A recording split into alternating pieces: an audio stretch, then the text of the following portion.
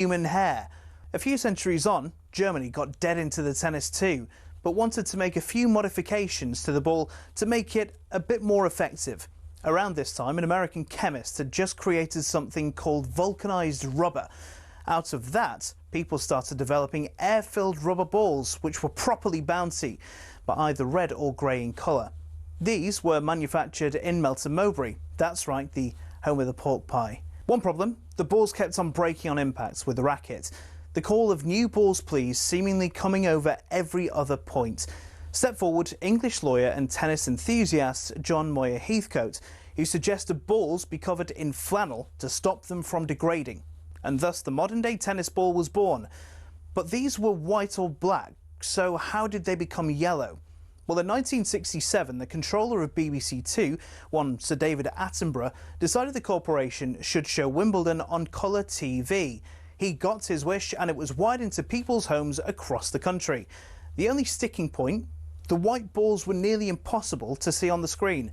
So the International Tennis Federation, sensing an opportunity, started developing a new ball that would be visible even without the need for 4K LED displays.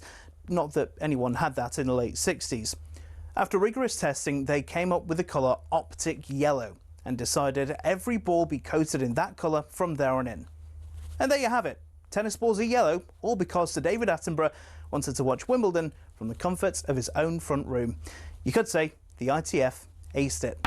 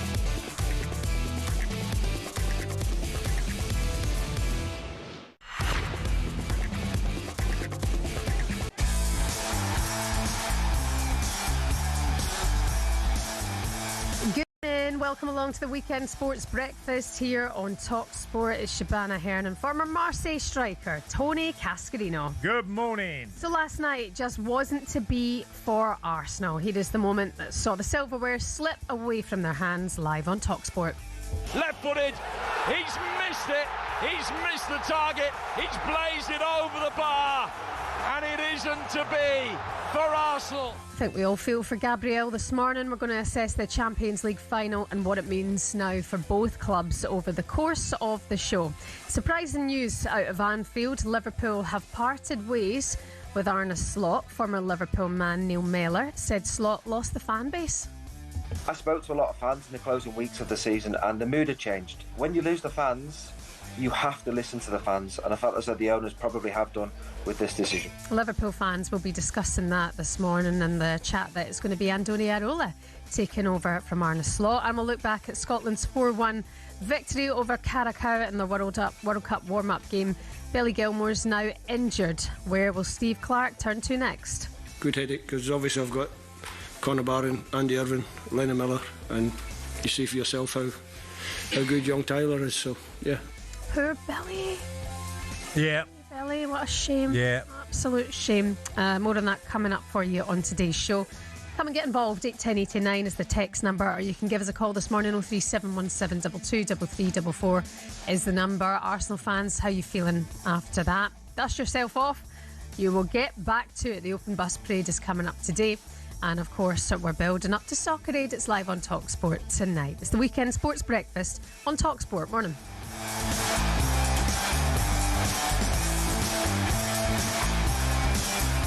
Yeah, Arsenal fans, if that's you up and about and off to your shift this morning or just heading home, you can give us a call. We're manning the phones. Let us know how you're feeling about that. I think put in a decent shift. 03717 223344 is the number if you want to get in touch. Cass, I mean, nightmare for Arsenal fans to end it in that way, for the game to go past them in that way. Yeah, look, it's difficult because the effort and desire that they put in, I thought the resilience of Arsenal was tremendous yesterday, defensively.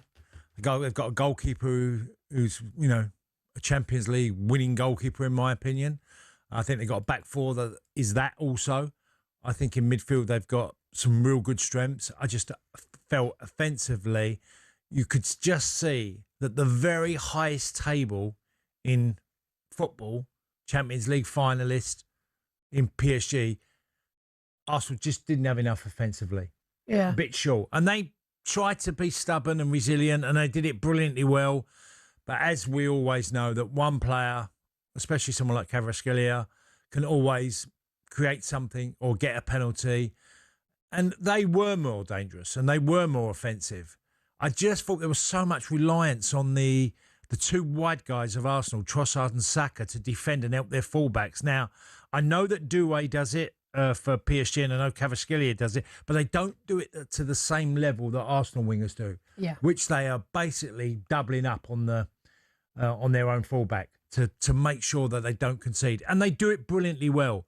But there has to be a part in the game where you go, we have to take some risks. Yeah. And they didn't quite take them risks, especially after getting the early lead. Yeah, sure. I mean, like we say, you can come and debrief it all with myself and Tony Cascarino. How did you take the game in last night? It felt like everybody was out. Did you get that? I mean, I've never seen a Champions League final buzz in the towns like so. Well, funny enough, I went to my friend's 30th wedding anniversary, and they were there, and they had a gathering, and we had the football on, and next door they had there was a lot of obviously connections with Arsenal yesterday, and people wanting to watch the final because it was 5 o'clock as well. Yeah. So if it was a lovely day, and you're thinking we'll have a barbecue, we'll have the football on, because there's always people, or men more so, but now obviously women who want to see it as well with the love of the game, and it was a lot of that yesterday. And the Arsenal tops, as we've been discussing on talkSPORT, were everywhere yesterday. And we were in the car coming back we watched it up at the golf club up at Centurion, and driving home and pulling into the town, saw a lad take his top off and bin it. That's a bit. I went, oh, what are you doing? What are you doing? No, you can't be doing that. I'm not kidding. Took his top off and stuck it in the bin. I'm sorry. Yeah, bad loser. Yeah, let's go back to it, shall we? Sorry, Arsenal fans, but they came so close to their first Champions League success last night, but in the end it wasn't to be. Tonight, the best attack in the competition comes up against much the best defence. Imperious against impervious. And Kai Havertz will drop deep and play the ball out to the left, where it's worked for. It comes off Trossard and breaks Havertz's way. Big early chance. His ranging stride takes him inside the penalty area, and he strikes it into the top right-hand corner. It's 1-0 to the Arsenal. Has that refrain ever had a sweeter sound? Kvaratskhelia taking it on the half turn on the edge of the penalty area. Lovely little 1-2. It's gone down inside the penalty area, and the referee has given a penalty to Paris Saint-Germain. It's Ousmane Dembele that will step forward and take it. Penalty save now. David Raya's had the season of his life. Can he conjure it up? No, he can't. It's driven in past him into the bottom left-hand corner. And it's 1-1 between PSG and Arsenal. And they've got it to penalties. It's a nervy-looking run-up from Gabriel. Left-footed. He's missed it. He's missed the target. He's blazed it over the bar. Paris Saint-Germain celebrate back-to-back Champions League titles. Brilliant moment right there at the very, very end when Gabriel put it over the bar, and his Brazilian teammate Marquinhos from PSG went over to give him a hug straight away. That's how it sounded last night here on talkSPORT. Gabriel missing that decisive penalty, and it goes to PSG for the second time in a row. Eberechi Eze also drilled a spot kick wide as the Gunners lost the shootout in the end 4-3. Mikel Arteta said after the game, despite all of the pain of losing, he's immensely proud of everyone involved. For sure. What I said to the players and the staff is that if I tell them 1 million times thank you, it's not going to be enough. And it's not because we won the Premier League, and it's not because we played the cup final is not because we played the Champions League final in the manner that we've done. It's because the joy and the moments that we have lived together every single day, and that's above anything else. Mikel Arteta there. Cass, everyone's an expert after the event, but were you surprised to see Gabriel to step up to take that last penalty? Or look, the trouble is, because of the way the game pans out now, that you're forced into make substitutions, and some of them is down to tiredness. So, or players who have just looked like they've lost their edge during a game. So you're forced into make substitutions. So there will be people that will be taking penalties. I only go back to our penalty shootout in 1990 with Ireland. Yeah, David O'Leary took our fifth penalty. He's a centre half. He came on as a sub. Yeah. He took our fifth penalty. We only had 3 normal penalty takers. I wasn't given the penalty. But, before the game, I wasn't one of the penalty takers. Because we'd had people like John Aldridge had come off, who was definitely a penalty taker for us, and others, I was taking a penalty. Now, so I think that the thing that got me with the penalties, without pointing the finger, because it's not nice being the scapegoat, 2 of the 5 have missed the target. Okay? That's an issue. If you're missing targets in penalty, one thing you've got to do is make the keeper save. David Raya saves 1 penalty, but none of the PSG players missed the target. Right? So there's the first issue. Then there's the stutter run-up, which I don't like, because Steven Gerrard called it out as well about this, stutter. Penalties are hard enough without doing, your little stutter, all these movements that are going on. I just feel you have to get down, know what you're going to do, and just implement. A bit like a golf shot. You know what you do, you get behind the ball, you're going to ping it, But having that stutter before that Eze did, and others have done it, I just feel it makes your job harder to score. So did Gabriel, look, he's blasted it over the bar. He was sensational in the game. Yeah. I thought him and Saliba were brilliant. They defended for their life. They were blocking, so it's fallen on him. In the end, and it's cost Arsenal. Cost Arsenal the Champions League. He's missed his penalty. So penalties aside, then would you like to see Arsenal be more progressive?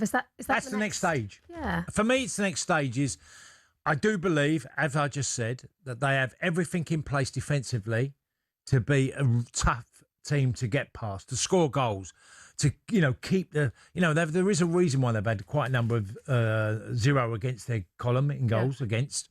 So I do think a little bit more offensively would make a difference to this Arsenal team, and a little bit more guile in certain areas.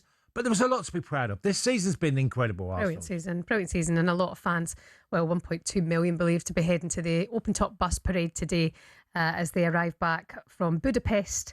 And head out to celebrate winning the Premier League and getting to Champions League final in one season is absolutely remarkable. Arsenal fans, the phone lines are open. What do you make of yesterday? I'm seeing messages here from a guy called Dean. He said it's nothing to do with Gabriel taking the 5th pen. It was that stupid run-up and miss from Eze.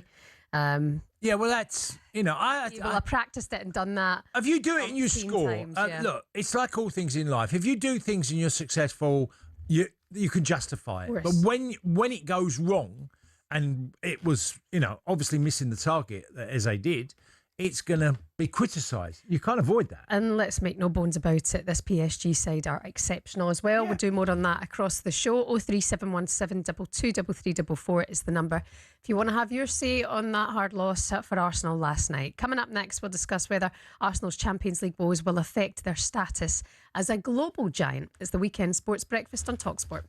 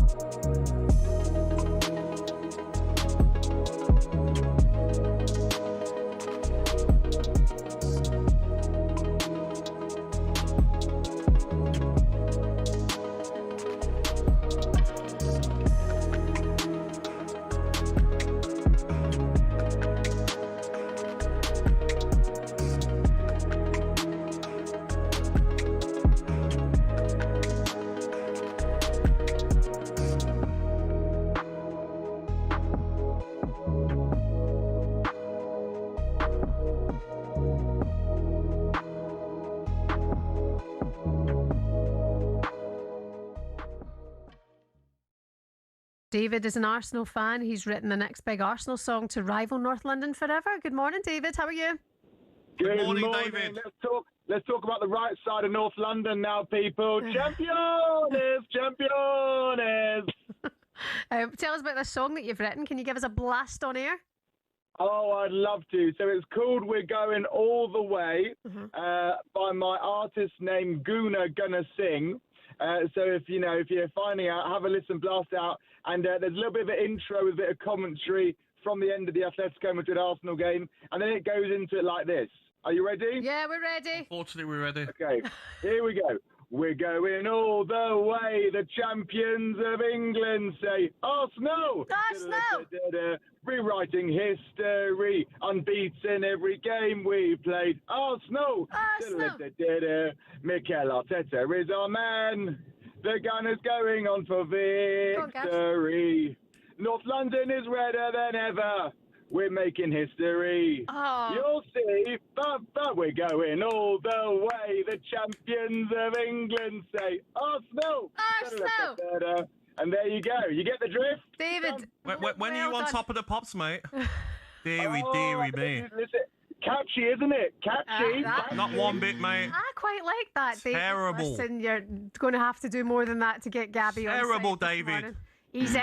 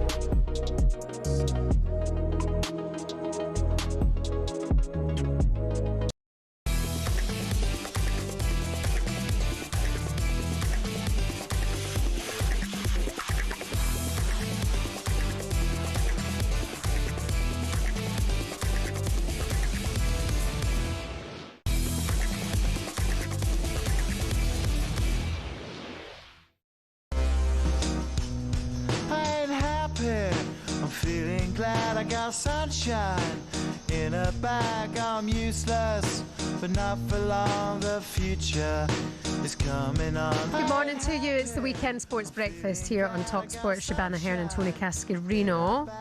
Today's a cultural icon's birthday, Cass. Right. Mr. Clint Eastwood Yes. is 96 years old today. Yeah. Oh, One of the great legends of film. Unreal. Clint. And Matt, we were talking a bit about some of the films he's done. I can remember Play Misty for me was a great film. Then there's the Dirty Harrys. Then there's all the Good, Bad and the Ugly sort of type of films, what was the one he did, I want to say about 15 years ago? The kind of... And he was a... He made a bit of a... An old man... He was... Gran Torino. Yes, Gran Torino. that's it. Gran Yeah, Torino. yes, that's it. Yeah, I remember. Yeah, That was good. yeah. He's done some great films. I mean, you have to go. I think he's in. I don't know if it's Where Eagles Dare. I think he was in one of them as well. So you go back a hell of a long time. What did you say? 96. Yeah, Wow. you'll go far. And by the way, he directed the film Jersey Boys. I didn't know this. Yeah, he directed it. It's a great film. Yeah. Really, really good film. Good tunes as well. Yeah. I love a bit of the Jersey Boys. We're hearing from Arsenal fans this morning on the text. The phone lines are open, troops, if you don't want to chat. 03717 223344. Good morning to Hakim. He says PSG 80-20 in their favour today. Deserved on balance of play.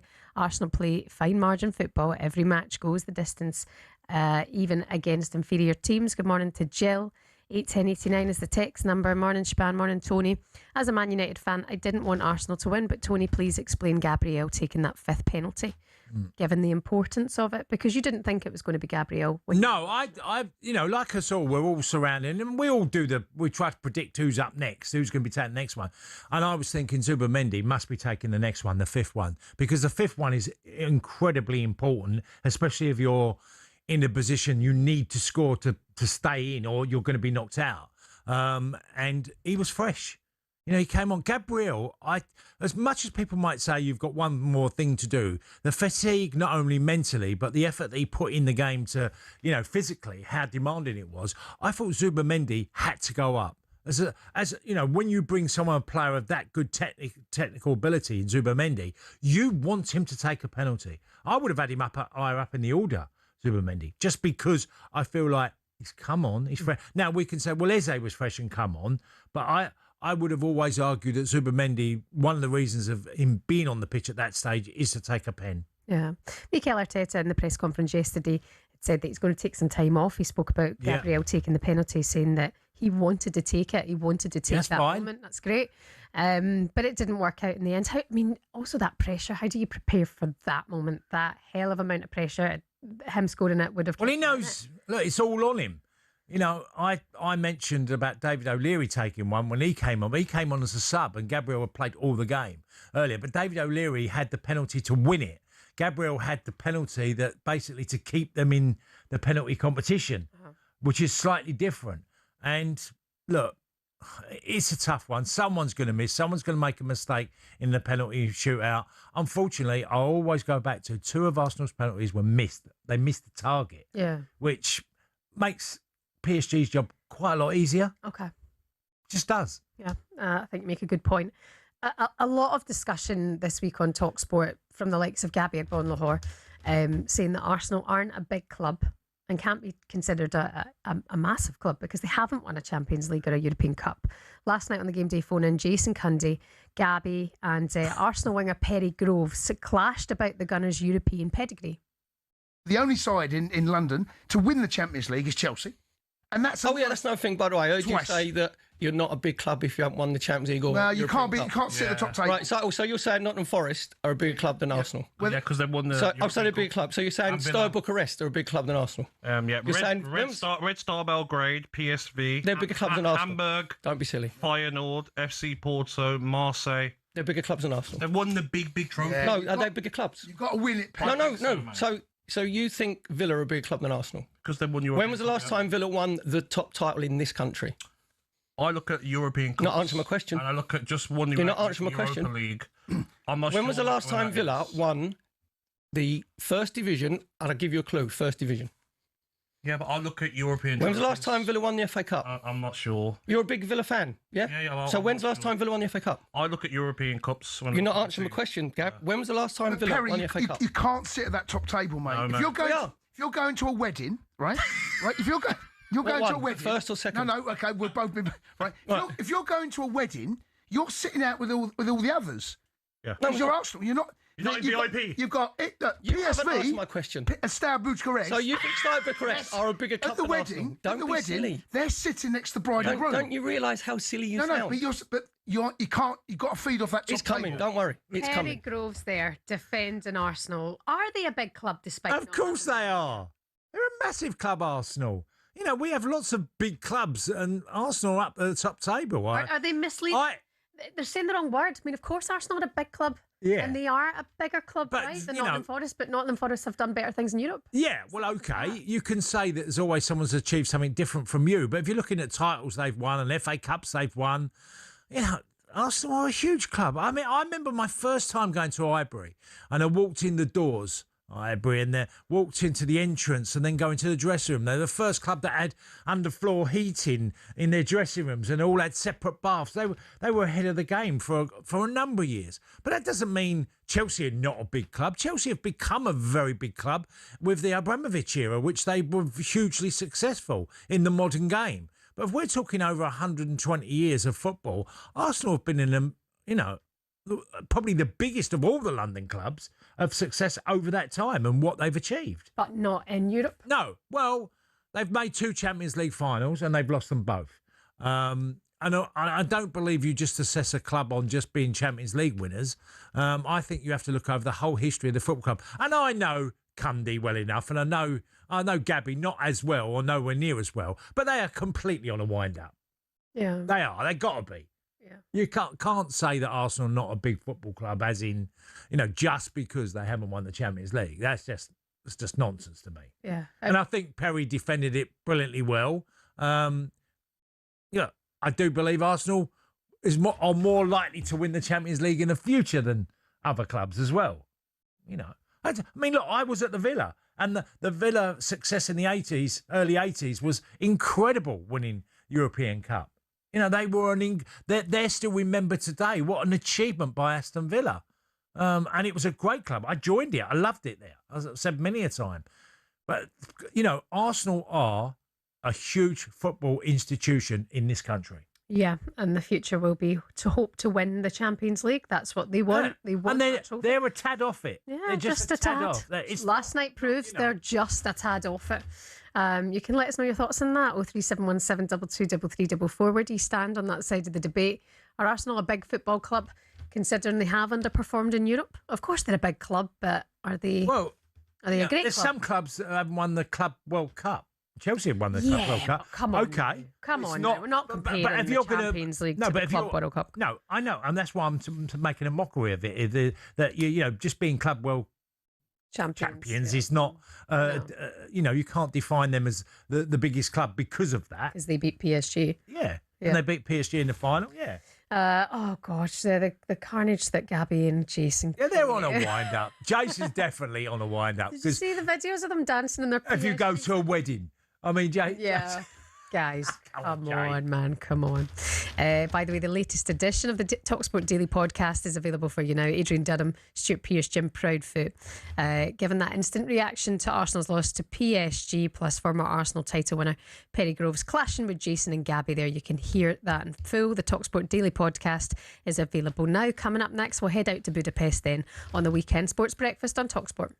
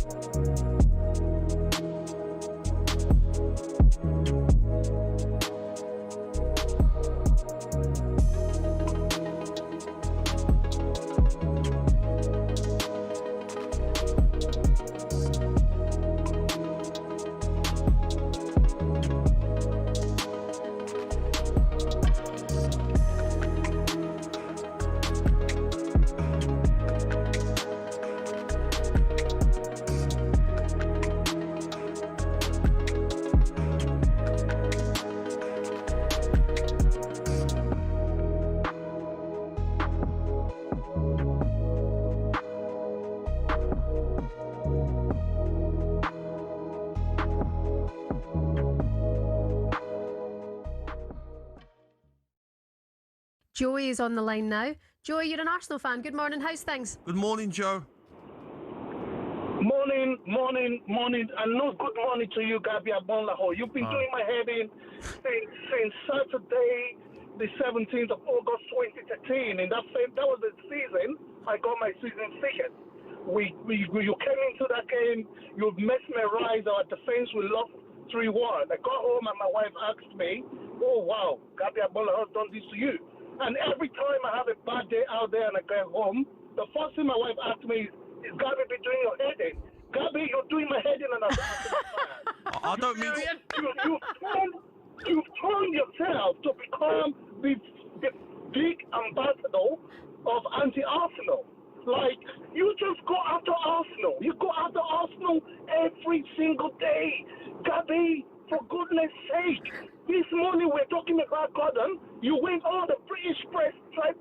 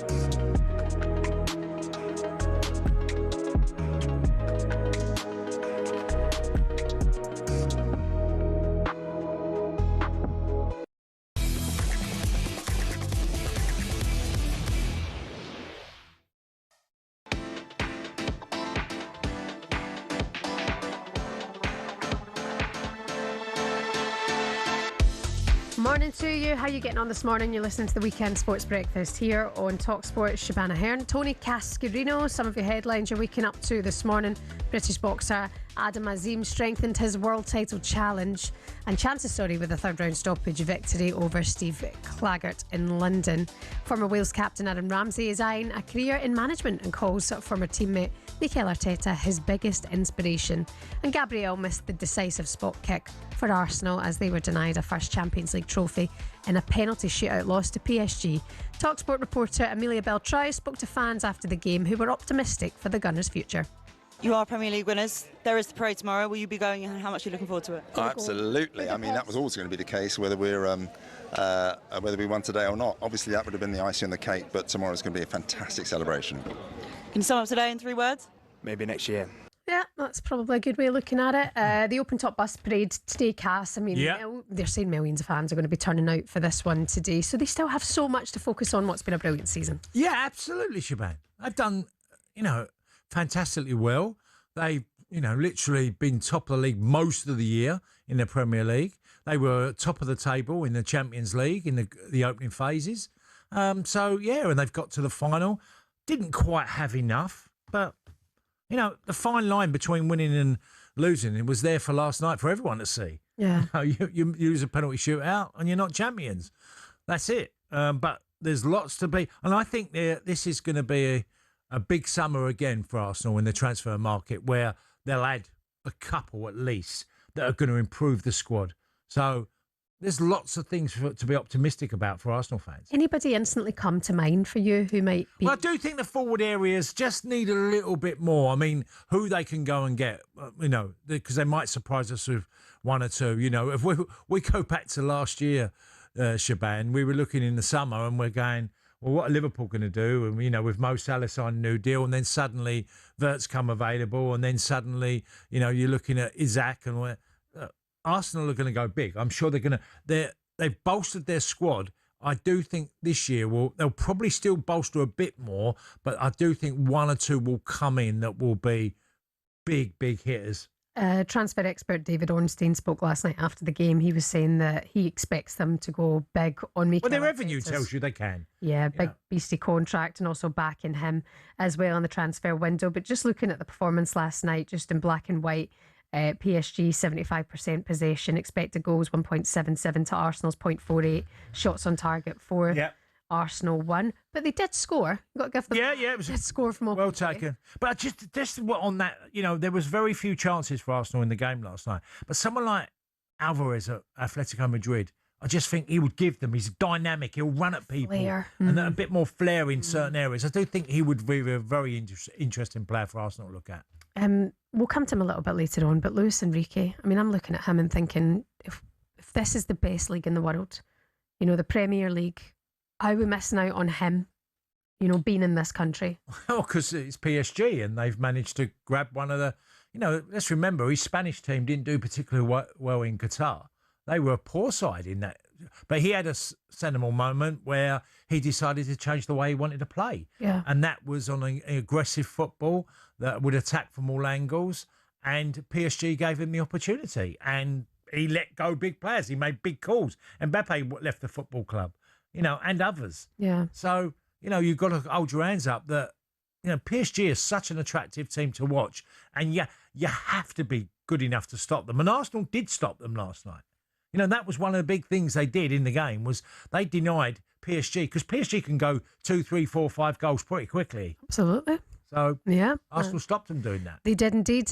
We can, of course, now head out to Budapest. Somebody who was at the Puskás Arena last night was talkSPORT broadcaster Romario Webster. Romario, good morning to you. How are you today? Hey, Mario. Morning, Shebahn. Morning, Cask. It's a tough one because obviously I'm out here working for talkSPORT, so I've been here since Thursday with Ali, Laura Woods, Jim, Adrian. So, it's been a good week, but tough result yesterday. Losing on penalties, it doesn't get much tougher than that. But as you guys have been saying, the boys done as much as they could. They took the best team in the world, in my opinion, to penalties. So I think the boys have to sort of pat themselves on the back and move on to next season now. Yeah, Romario, it was strange because most of us felt, and I'm sure you did being out there as well, that it was coming, the equaliser. It always felt it was coming, didn't it? Yeah, I mean, Kask, all week the sort of vibe in Budapest has been lively. There's been red and white shirts everywhere, probably outnumbering the PSG fans. And every Arsenal fan I spoke to pretty much said, look, we're going to win the game. And we take the lead early. And we went into a sort of defensive shape, trying to contain PSG. And I think we did. But when you sit that deep and go that defensive, you are always inviting pressure and prone to making a mistake that Christian Mosquera did, which I feel sorry for him, young player, new to the club. And he had a great game up to that point. So, yeah, like you say, Tony, I think the more you invite pressure from PSG, the higher the chances they'll make you pay. I think personally it's the next step for Arsenal is that, look, Saka and Trossard do fabulously well. They double up on their fullbacks to help them and give it. But I thought it took a lot out of the pair of them offensively yesterday.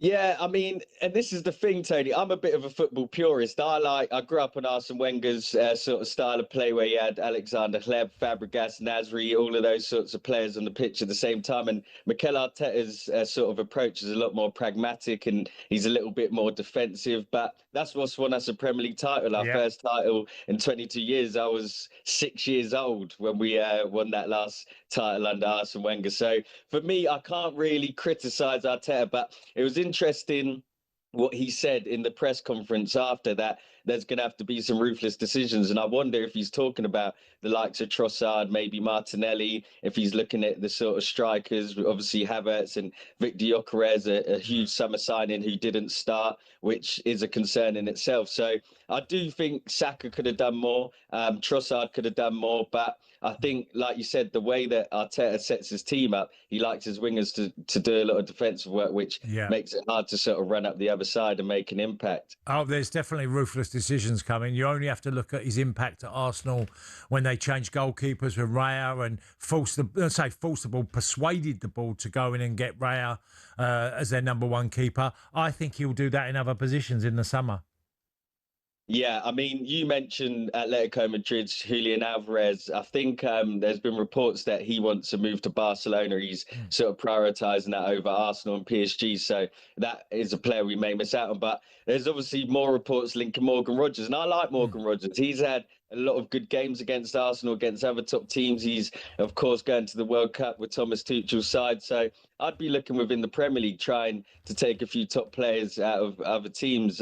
Junior Krupi, who had a great season at Bournemouth, breaking the record for a teenager in his first season in the Premier League. So there's a lot of good players out there, Tony, man. We've just got to be ruthless, like you said, like we were with Aaron Ramsdale, like we were with Bernd Leno. Be ruthless. Go get some more individual attacking talent. And I think this is a side that isn't going anywhere anytime soon. I'm confident. Were you frustrated watching it at all yesterday, Romario? I mean, how many times have we had this conversation about the style that Arsenal play? Do you want to see them be a lot more progressive next season? Or like you say, are you happy because you won the Premier League title winning it in this fashion? I mean, Shebahn, look, obviously, I've seen a lot of your sort of shows, and I know you've said, that sometimes Arsenal fans feel like we're being targeted because, I mean, you look at Jason Cundy and Gabby Bonlahor on last night. Whenever Arsenal lose, there is that urge to laugh at us. So you know what? That's football. I can actually handle it. I don't blame them. But when you do play how we play, you do invite that sort of criticism if it doesn't end in a winning result. So, look, like I said, Mikel Arteta has led us to a first Premier League title in 22 years. When we had Arsene Wenger in the sort of later stages of his Arsenal career, Unai Emery playing open, expansive football, we were getting laughed at then. So I'd rather get laughed at as Premier League champions than laughed at as people who play good football and don't win anything. So bring it on, Shebahn. Bring it on. Just finally, atmosphere last night inside the stadium? Incredible. I mean, UEFA done really well. I think they had sort of different coloured shirts for each section. So the Arsenal had red and white, PSG blue and red. So there was a great atmosphere there. Obviously, the way UEFA do the seat allocation, it was sort of just end-to-end split. But both sides were singing their songs. Arsenal, I know we get laughed at for sort of having a lot of new songs that we've apparently nicked from other clubs, but the Arsenal fans were in good voice, and the PSG fans are some of the best in the world. They sing all game, even when they went 1-0 down, they were still singing. So yeah, one of the best atmospheres I've experienced, man. It was really good. Finally, Romario, I mean, you brought up, Gabby there and Jason last night on talkSPORT, and it's the ultimate wind-up, isn't it? And they're good at it. However, Arsenal have massively underperformed in European competitions. Do you mean in general in the history of the club? Well, yeah.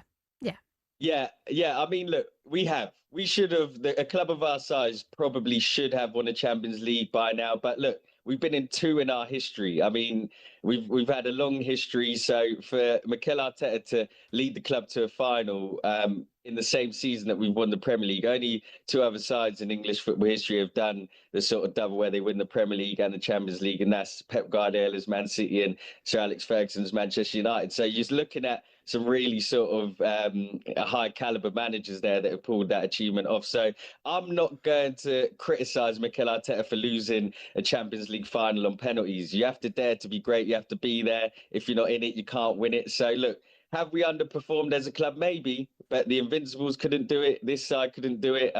But like I said, Declan Rice was smiling after the game, Shebahn. That is a man who is possessed. He's tasted the Champions League final. And I think these boys want more. And I think next season, I wouldn't write us off going again and getting close. No, we wouldn't do that after last night's performance. Romario Webster, keep going. We'll see you again very soon.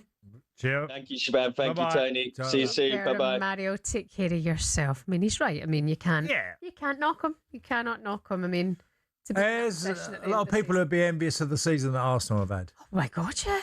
They've had a really great season. Isn't it crazy that, I mean, how much they hate each other, what happened between Arsenal and Spurs this season, like the difference and where they were at. I've been to a few. Look, it's going to be the next year, the North London derby, and it's, Arsenal have been pretty dominant in it. So, yeah, looking forward to it again. We will be covering the parade today. We're going to have reporters out in London today as Arsenal fans spill out into the streets to support the team that won them the Premier League this season. It's all good times. You're listening to the Weekend Sports Breakfast here on talkSPORT. Up next, this morning's Back Pages. Guess who's in it?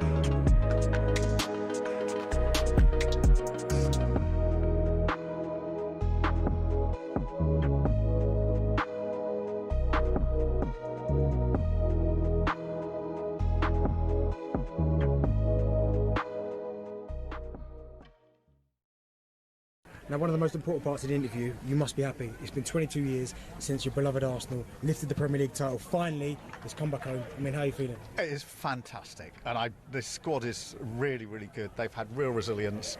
I do genuinely think they're the best team in the Premier League this year. I'm really glad to see them win it, and hats off to them, because they did really well. The pressure was then really on with 5 or 6 games to go. Suddenly it looked like starting the title race all over again. They pulled through and they've done brilliantly. And 22 years is a long time to wait. It is a long time. But we've done it. Let's hope you have to wait a bit longer. I'm not an Arsenal fan. I have to get your views before we let you go on the pressure that you put on TNT Sports to make that final free on Saturday. I just want to get your views on that. I know you're going to echo that, but of course TNT price it at $4.99, which some could argue is really good value. So what's your view on that? I just think it should be free. It's always been free every year up to this year, and I say this not as an Arsenal fan. All fans want to watch the Champions League final. It's a big event. It should be free, and that's why I wrote to them to say, please make it free. I'll renew that, actually. I really do think they should do that. I think it's the right thing to do. And look, I mean, it could be a fantastic topping off of the week. We had Villa, we had Palace.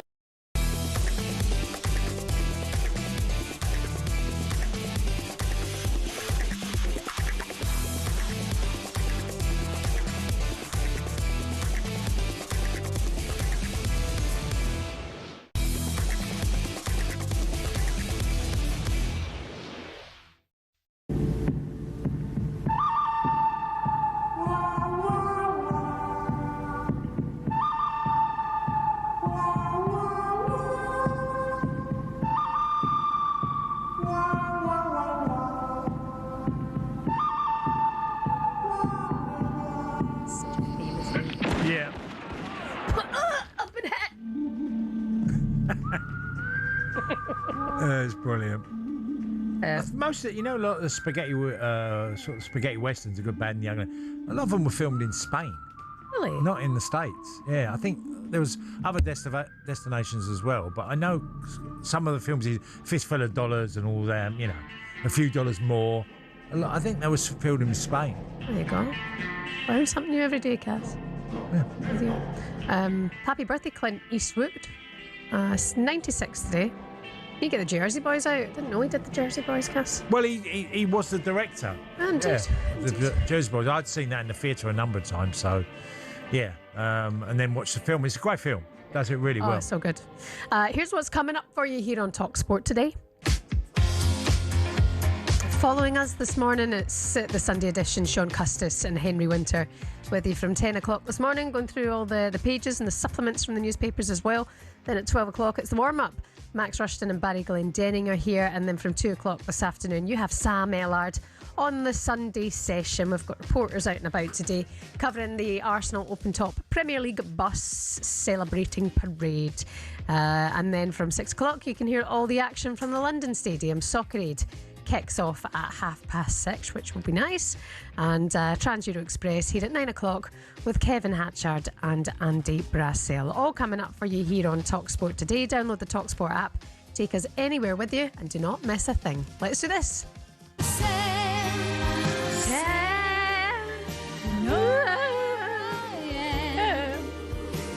I can't say that I didn't have a little smirk last night after Gabriel blazed. You be careful, they'll come for you. I know, and it's nothing against Arsenal, but well, it is a bit really actually. I was going to say, completely showing what against part of it wouldn't be against Arsenal? No, to be fair, it is, and I think it's difficult, isn't it? Because sometimes you sort of think maybe we should support the English clubs, and you heard Jim and Stuart and Aid, they did a fantastic job last night, as they always do for talkSPORT, calling the game, and you could tell that there was an element of disappointment about the result, and you get that because when you're on an English radio station. But I think it's hard when you support a big club and you support another English club to really root behind them. You kind of when your own club's failing, you don't want to see other clubs doing well, do you? Really? Yeah, well, I can't imagine too many Tottenham fans would have been okay. Well, yeah, absolutely. That they would have been in delight. But then that's vice versa as well. It would have been if our Tottenham were in a final like they were against Liverpool. It's healthy. Yeah, of course it is. It's rivalry. That's all. Anybody who's bothered by somebody shading your football club, grow up, toughen up a bit. Like, I'm from Glasgow. Yeah. If you ever hear me going, fair play Rangers, slap me in the face.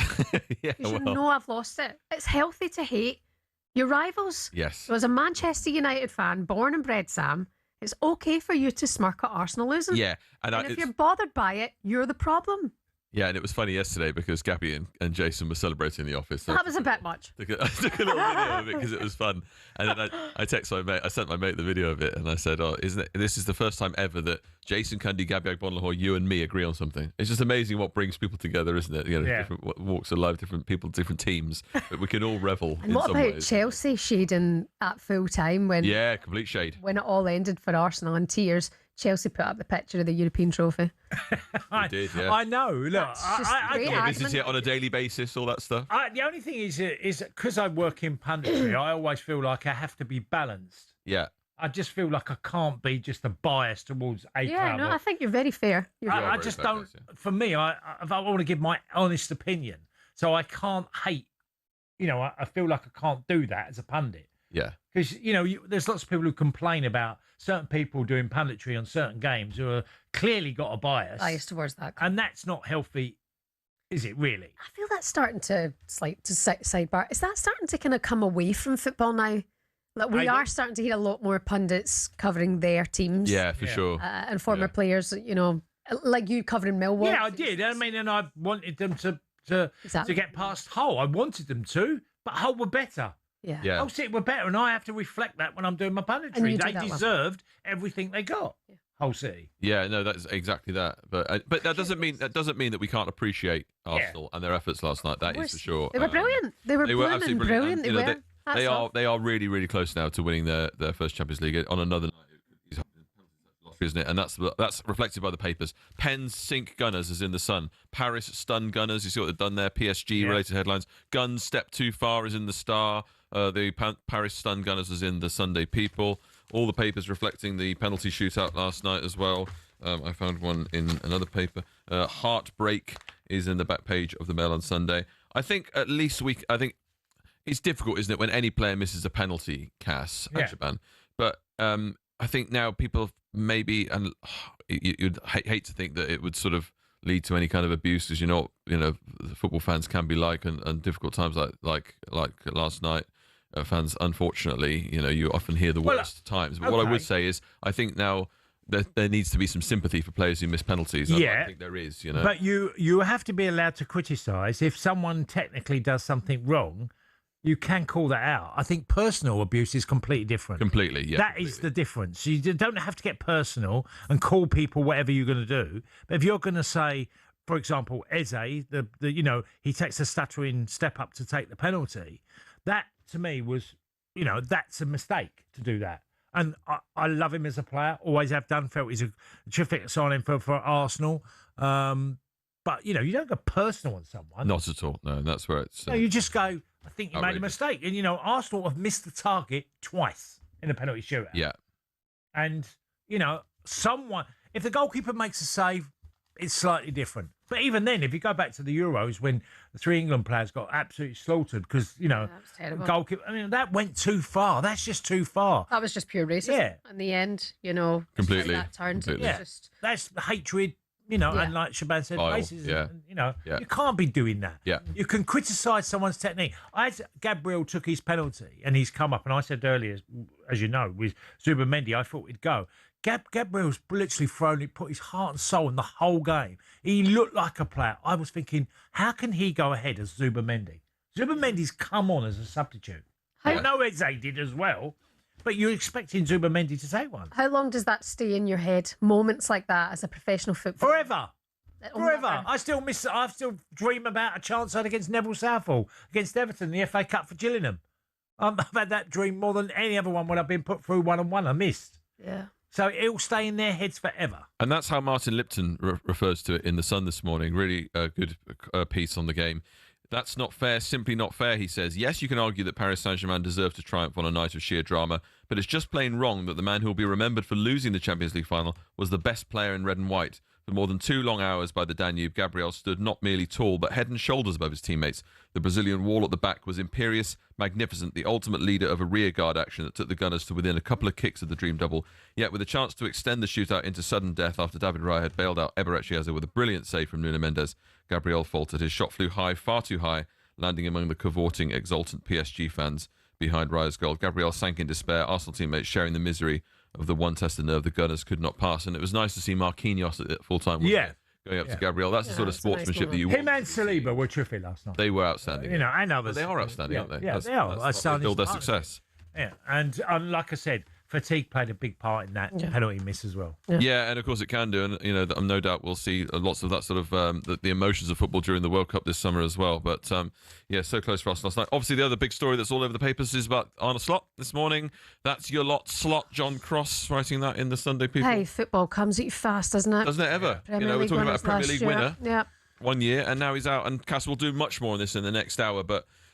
You pointed out to me that there's a really good piece in the Times this morning. Jonathan Northcroft talking about the Richard Hughes' relationship with Iraola. It says Richard Hughes and Gary O'Neill are close friends, their relationship stretching back 2 decades to when they were midfield partners at Portsmouth. Hughes gave O'Neill his first managerial job at Bournemouth, whom O'Neill saved from relegation, and then Hughes sacked his pal. The reason Andoni Iraola in football, results, not sentiments, justify decisions. And guess what, said a friend of both men with knowledge of discussions, Richard was right. So obviously talking about bringing Iraola in to replace Gary O'Neill at the time at Bournemouth. Yeah. Maybe bringing Iraola in to replace Arne Slot at Liverpool now, potentially, as you've been talking about for a long time. I think that it was you called it, Cass? Connection from a while back that, when a manager decides to leave a football club, he's heading somewhere.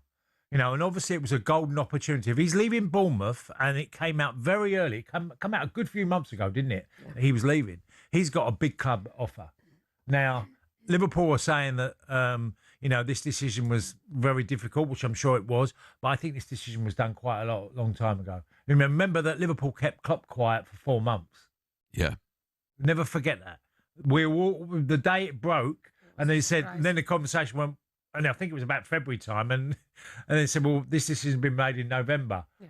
I think this sort of scenario's happened again at Liverpool.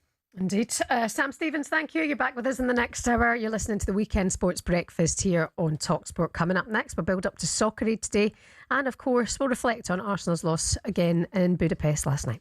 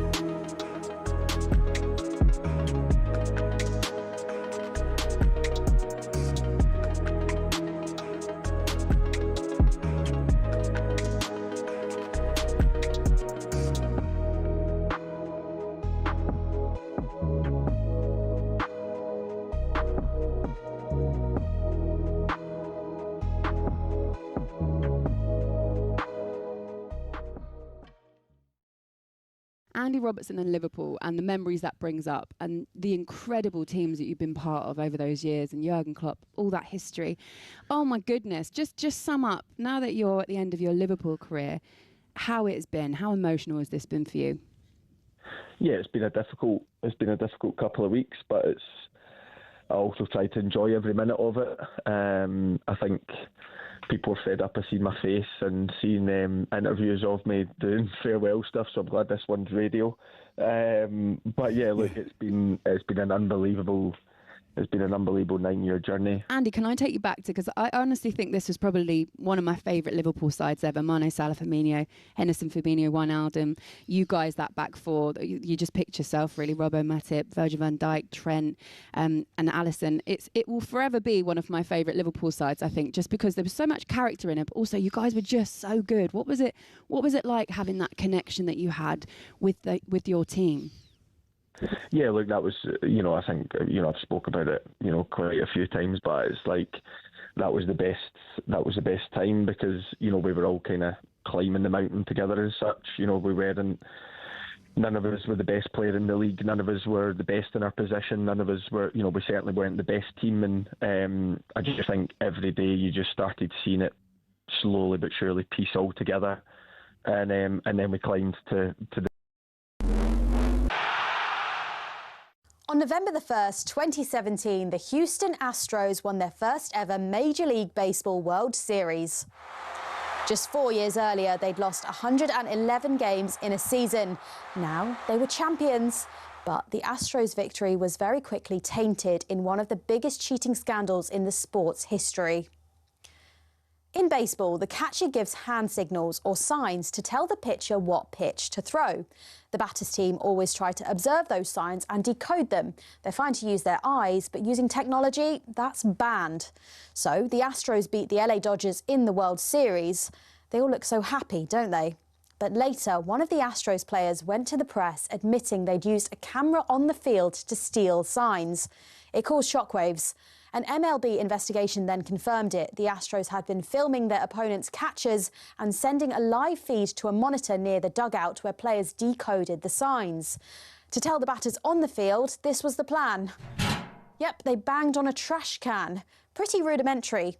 No bang meant a fastball was coming. One or more bangs meant an off-speed pitch. Their batters had grabbed a huge advantage. The sport responded with fury. The Astros were fined $5 million, the maximum allowed. They lost first and second round draft picks for 2 seasons. Manager AJ Hinch and general manager Jeff Luhnow were suspended for a year and then fired by the team anyway. None of the Astros players were punished, but they got the message. We heard Mike Trout talk yesterday, and to hear that you've lost respect from the best player in the game, like that hurts. That hurts. Rival fans were livid. 10 out of 10 for the kid in the yellow. They wanted the Astros World Series title to be stripped. And with other cheating sagas happening around that time too, MLB was under the cosh. I think that trust is something that has to be earned or earned back. It will be remembered as one of the biggest scandals in baseball history, and while the Astros kept their title, in the minds of so many, it will always be a tarnished one.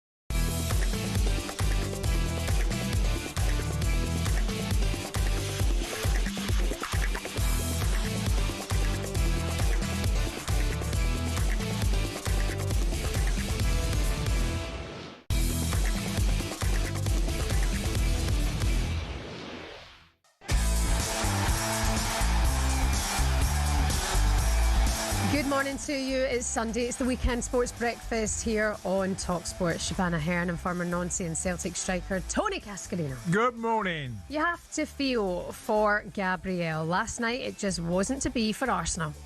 Left-footed. He's missed it. He's missed the target. He's blazed it over the bar. And it isn't to be for Arsenal. We'll assess the Champions League final and what it means now for both clubs over the course of the show. Surprising news yesterday when we came off air out of Anfield. Liverpool have parted ways with Arne Slot. Former Liverpool man Neil Mellor said Slot lost the fan base.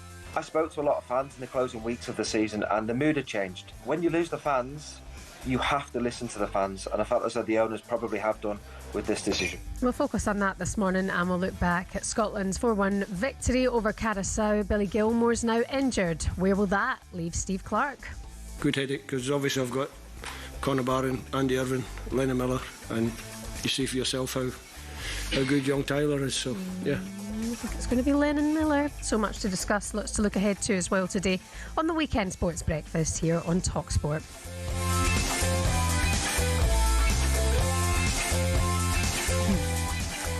Good morning to Dean.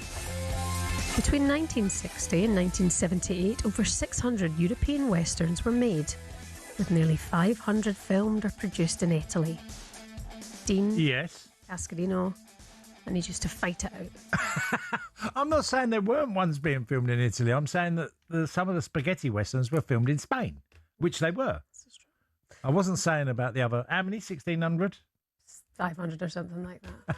No, he said 600 films or westerns were filmed. I'm so hungry, and I think it's the talk of the No, my dad loved a western. Yeah, I remember going to visit my dad in America, and I hadn't seen my dad for a little while, and he always loved the westerns. And I went in, and as I got in, he went, "Come in." So I've come from the airport straight to my dad's, and I've gone in. He's gone, "Come and have a look at this." And I went in, and he's got a western channel, which western after western, one over. And I went. So what were you? He went 24/7 westerns. I love them. And I'm laughing. I'm thinking, was that it then, Dad? Good chat, Dad. Good But chat. he did. He loved a western. You go from I Chaparral, even the sort of series that are on the telly, Bonanza and others. A lot of younger listeners won't know these, but I sort of grew up remembering my dad would just love the Western. When I was young, we used to go to a festival in Millport. Right. The Country and Western Music Festival. Yeah, great. And it was so good. Yeah, great fun. You do the line dancing and all that? Yeah. Yeah. And Noel Quinn had the Irish team doing the line dancing really? when we were in Malahide. Country music's like at an all-time high, isn't it? Yeah, it's great. I mean, I don't think I've actually bought any country music, but I tell a lie, because Johnny Cash I was a big fan of as well. I am. I found his music really great, but he was, one of the leaders. Yeah, absolutely. There you go. Our chat on Westerns. We'll park that for now. Let's move away from the Champions League for a moment as well. On to more news coming out of Anfield yesterday. After careful consideration, Liverpool sacked Arne Slot. Some breaking news. Arne Slot has been sacked as Liverpool head coach. The club say the Dutchman leaves with their deepest gratitude and appreciation just a year after winning the Premier League. I think this has come somewhat out of the blue, because the messaging coming from sources at Liverpool all season has been that there wasn't really an appetite to change manager. Arne Slot still had credit in the bank in the eyes of the hierarchy for what they achieved last season, delivering that Premier League title. I am absolutely buzzing. The first thing I do want to say is that I am very, very grateful for that Premier League title. Anfield has got a bit toxic, which doesn't happen very often, as you know. I think the style of play is what's done him. At Anfield especially, you have to go after teams, you have to be 100 miles an hour. So no, it doesn't surprise me, to be honest, Buzz. You know what, we are disappointed because I don't understand who we're going to get in there. I really don't. Look, I think they should have given him till Christmas, see how he would have done, and then make the call. There's not a long list of names, I don't think. Andoni Iraola, as I understand, is one of a handful of leading contenders. The season finished a week ago, so maybe we expected the news to come out slightly earlier. What I would say is a big thank you to Arne Slot. He delivered the Premier League title in his first season, which was not easy at all.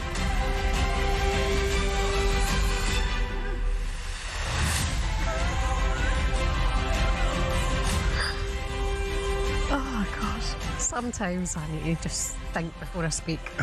I had a shocker there. Luckily, that happened off air, because I'd probably be marched out now. Yeah, the statement came yesterday. As soon as we You live on the edge, didn't you? No, it wasn't that kind of. It was just pure blonde. It was the blondest thing I think I've ever said.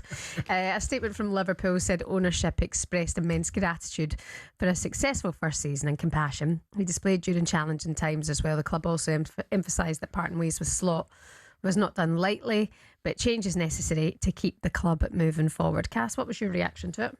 Not surprised.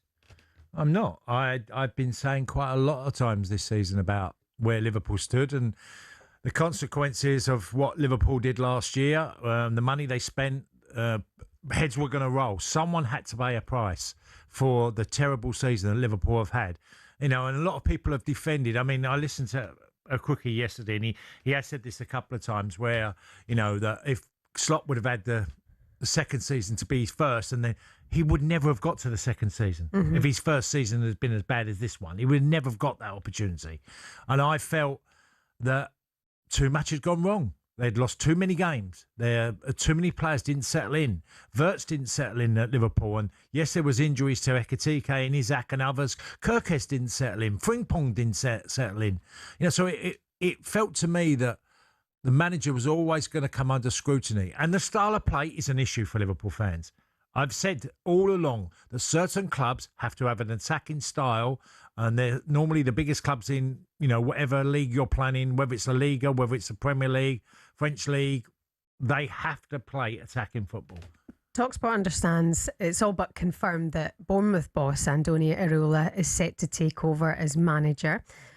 He'd announced not too long ago then that he would be stepping away from Bournemouth at the end of the season. But I remember about a month ago, Tony Cascarino sat here on a Sunday morning and thought this would be the answer to Liverpool if Arne Slot would get the sack. This summer's going to be a huge one. And I just made the connection with Richard Hughes on the basis of he brought him into Bournemouth. Yeah. Okay. Yeah. And if the job did come up, he would certainly be a club of any note would look at him as what he's achieved at Bournemouth. I mean, now it all looks so clear, doesn't it? Obviously, Liverpool had their reservations with Arne Slot. Then I also think with Mo Salah and his social media outburst recently before leaving the club that they've worked so hard to develop this style of play that maybe they were looking further afield. Yeah, I thought they were. And, you know, I mentioned earlier about how it was kept under wraps by regarding Klopp at Liverpool, that for months they had already come, or Klopp had come to the decision with the club that he was leaving, and Andoni Iraola was available. I was like, Liverpool, you've got to go there. You've got to go there. I've been privileged, and I say this, I watched Bournemouth early on in the season, and I came away and I was applauding them. Mm-hmm. What a team they put together. And all the sales they had and people had departed, they were terrific. And he plays an amazing, adventurous, brave type of football that I think Liverpool fans want and feel like they have to have. And you look at his job. If you look at Bournemouth, after he took over from Gary O'Neill, okay, Gary O'Neill came 15th, which was deemed a really good season for him. Iraola came in, pushed higher to 12th. Then from 12th, they went to 9th. And then this season, they've ended up finishing 6th. Bournemouth coming 6th is extraordinary. They've only watched one league game, Premier League game, in 2026. That was Arsenal at home 3-2.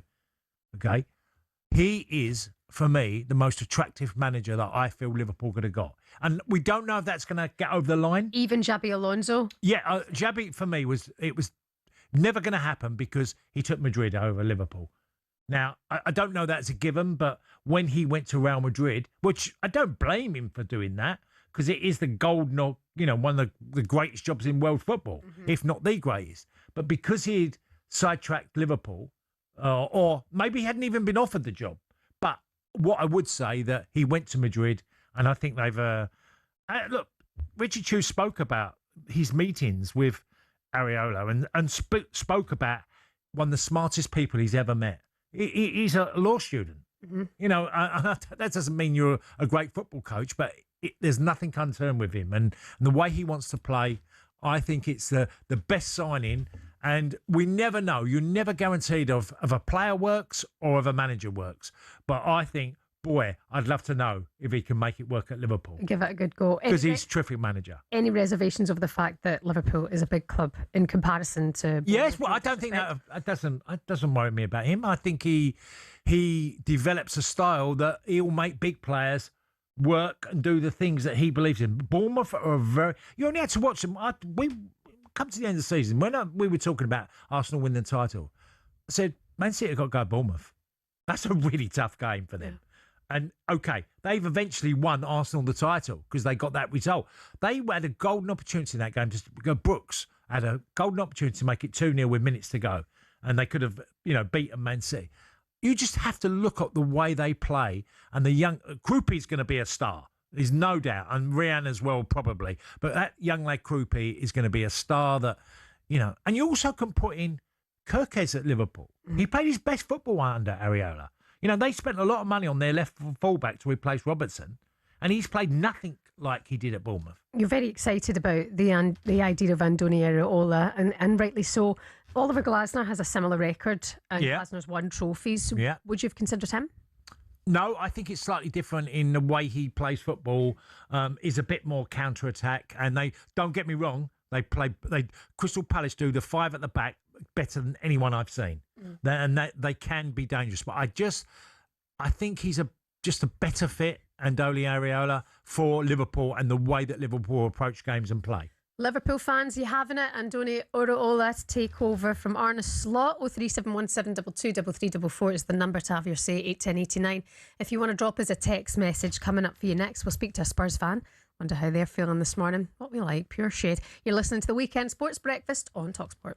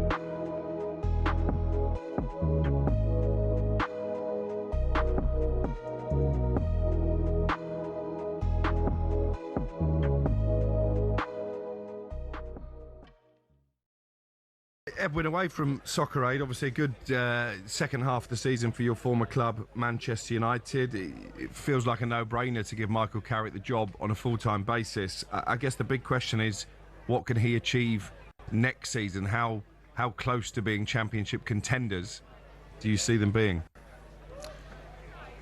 Yeah, but I think what Michael brought was stability, clarity. Got some players in, played a lot of times the same team, and formation that was recognizable for the fans. And I think the performance that he put on, the results that he got, and that the board and the directors take their time to look at our options, see how things develop, see how the players look like. Probably got some contact with Bruno and some established players to make up their mind. And very happy for Michael that he got the opportunity to do it on a permanent basis. What about Michael Carrick's big selections this summer? What has he got to do in order to make them more competitive next season in terms of winning the Premier League? Because that's the established aim for Manchester United. Yeah, of course. I'm not that deep into Manchester United. And of course, some players will have a desire to leave or to extend the contract.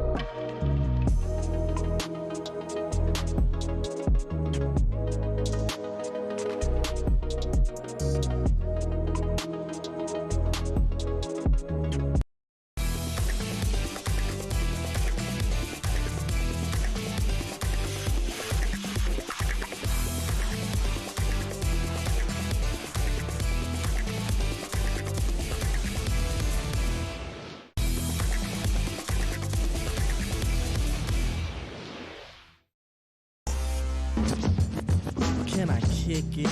Yes, you can. Can I kick it? Yes, you can. Can I kick it? Yes, you can. Can I kick it? Good morning. How's it going today? You're listening to the Weekend Sports Breakfast here on talkSPORT. My name's Shebahn, alongside the man who scored Millwall's first ever goal in the top flight. Tony Cascarino is here. This is a tribe called Quest. We're playing this because a new shin-kicking champion has been crowned at the Cotswold Olympic Games, a sporting tradition that dates back over 400 years. Oh, that sounds painful. That sounds really painful. Shin kicking. Surely someone's going to get their leg broken doing that. I guess that's what they're kind of aiming to. Break the shin and then you're won. Oh. Shin kicking.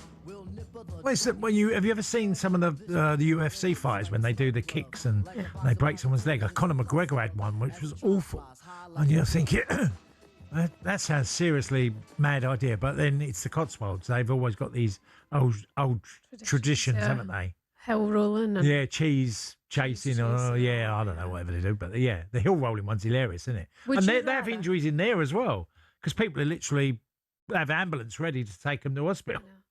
Would you rather take part in a shin kicking competition or a toe stubbing competition? What's worse? Toe stubbing? What's the worst pain? I would think I'd rather have me toe stubbed than me shin broken. No, kicked in the shin, not kicked in. Not well, are you I'm kicking you in the shin? Kicking in the shin, or putting my stiletto heel through your toe. Well, they both sound awful. I'd rather you didn't do any of that to me, thank you. Come on now. Come on, kicking you in the shin. You know when you were young? Oh, that must be awful. Kicking. And you would bash your shin and it would instantly turn blue, wouldn't it? Because it is such a sensitive part. I remember one game, and I was playing for Gillingham, And we played Millwall, and I eventually played with this player, Keith Stevens, Rhino, his nickname was. Rhino, who played for Millwall. He ended up managing Millwall as well. I thought he'd broken my leg with a challenge on my shin in the 18-yard box. I thought my leg was broken. Luckily, it wasn't. I remember when I joined, I said to him, "You nearly broke my leg." And he was such a different fellow away from the Rhino kicking people on the pitch. He kicked everybody. Off the pitch, he didn't want to have a row at all. Or, you know, I remember saying to him, "You nearly broke my leg, Rhino," in that game. And he went, "Did I?" Like, you know, sort of say. So I remember that pain of thinking, I thought I'd broke my leg. I looked at my leg. You know when you see compound fracture and I actually thought I'd done it. You know, I know this is going off topic, but the one pain I would like to experience is, you know, when men get kicked in the old. Oh, you'd like to just to know how bad it is. Yeah, it's not particularly nice. But, like, well, even if you get a ball kicked in that area in your privates, it's really sore. Yeah, but what kind of pain is it? Well, I don't know. Could you says it to be the breasts of a woman? That a lot of people say that's really painful. I've never been like hurt, but like, you know, when you say like that, well, it is painful, yes, and it actually makes you bend over. You've been winded. It's really serious, like a winded pain. And it lasts for about 30 seconds to a minute when you're in real agony, and you have to sort of walk to get over it. But it's a strange conversation at 7:30 on a Sunday. Childbirth or being kicked in the gonads? What is worse? Right, time now for this. Get ready to get the ultimate football fan winning feeling with talkSPORT Win. Does make you think though, doesn't it? It does. Listen up.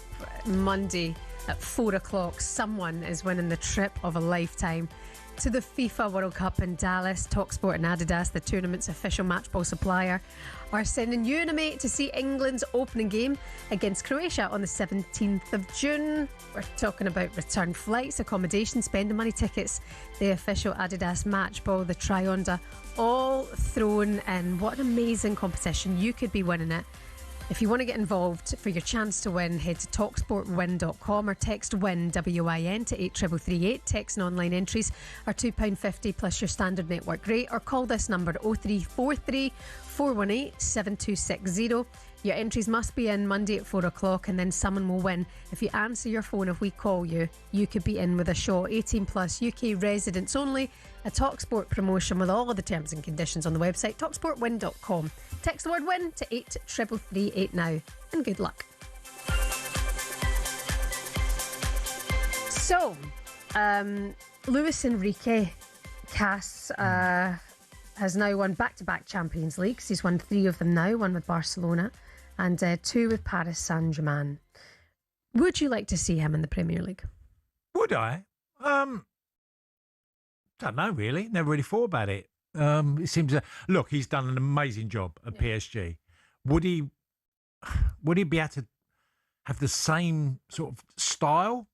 Probably. But it'd have to be at a club that had lots of money, because even though people will say, when PSG had all the money and was spending big, and they had Neymar and they had Messi and Mbappe and all that, that was before his time. He decided to get rid of them or let them go with a different direction. So he's built a team with... But then PSG, if you look at Doué, they paid 50 million for Doué from Rennes. Okay, so they're still spending money. Kvaratskhelia was 75 million. So they've still spent loads of money, but also had Paris or PSG have got an amazing academy, and there's a few French clubs in Paris that have these academies that produce. It's a bit like London. There is certain areas in London where you can associate with Crystal Palace, the Southeast, where produced a lot of players. Yep. But he has an unbelievable dynamic in his team, which is everybody would run every blade of grass and be technically gifted. So he's kept that Spanish theme of keeping the ball and technical brilliance with unbelievable work rate. Yeah.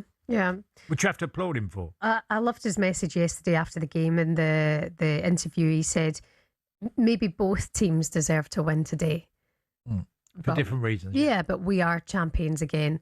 The fact that he's won 3 Champions Leagues, he's won now more Yeah. than Sir Alex Ferguson would have won.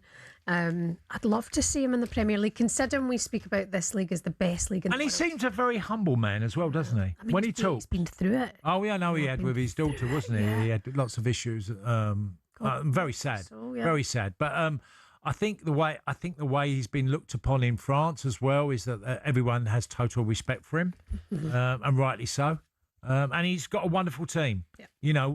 Whatever we say, you still can have great players, but you've got to set them up and for them to shine. And boy, sometimes if you watch PSG on their at their very best, and I saw them twice against Chelsea, home and away, live, and wow, it is that wow factor and what they can do to you. Yeah. And they did it to Liverpool as well. I wonder if we'll see him here in the next couple of years.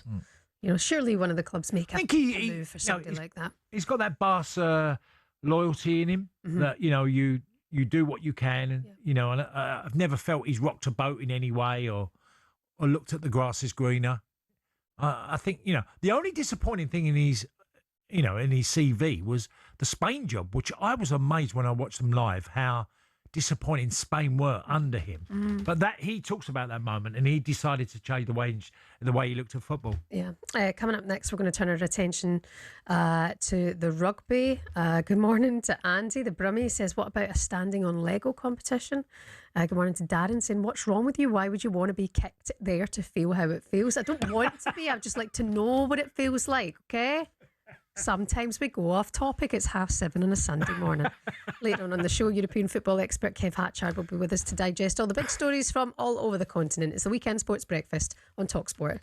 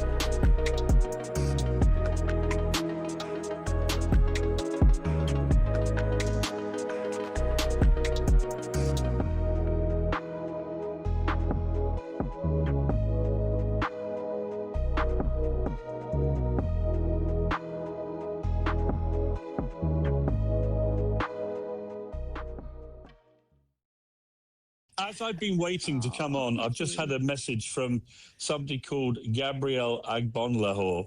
I'm not quite sure who he is, but his message was replying to me writing a diary in the Spectator magazine this week, which is headline, "No one likes Arsenal, we don't care." And he's just said, I pray for a PSG win. Think about that sentence. That is a talkSPORT presenter on his knees praying to God that Arsenal an English team, do not win the Champions League. That is how pathetic the Arsenal haters have got. It is pathetic. I want to ask you about that, Pierre, and I'm deadly serious, right? I'm deadly serious, right? I remember West Ham getting that Conference League final. Just about the whole country was behind them. Certainly Palace last week. Everybody was behind them. Why? What is it with Arsenal? I just cannot understand how any fan base that has me, Keir Starmer, Jeremy Corbyn, the president of Rwanda. You've answered that. And I haven't finished yet. And the late Osama bin Laden. Why that fan base would be so detested, I have no idea. No, you know what it is? It's we live in a country I like this about our country, but it's tall poppy syndrome, right? When we were losing and choking, everybody loved Arsenal, right? For the last 22 years, there's nothing other football fans have enjoyed more or loved.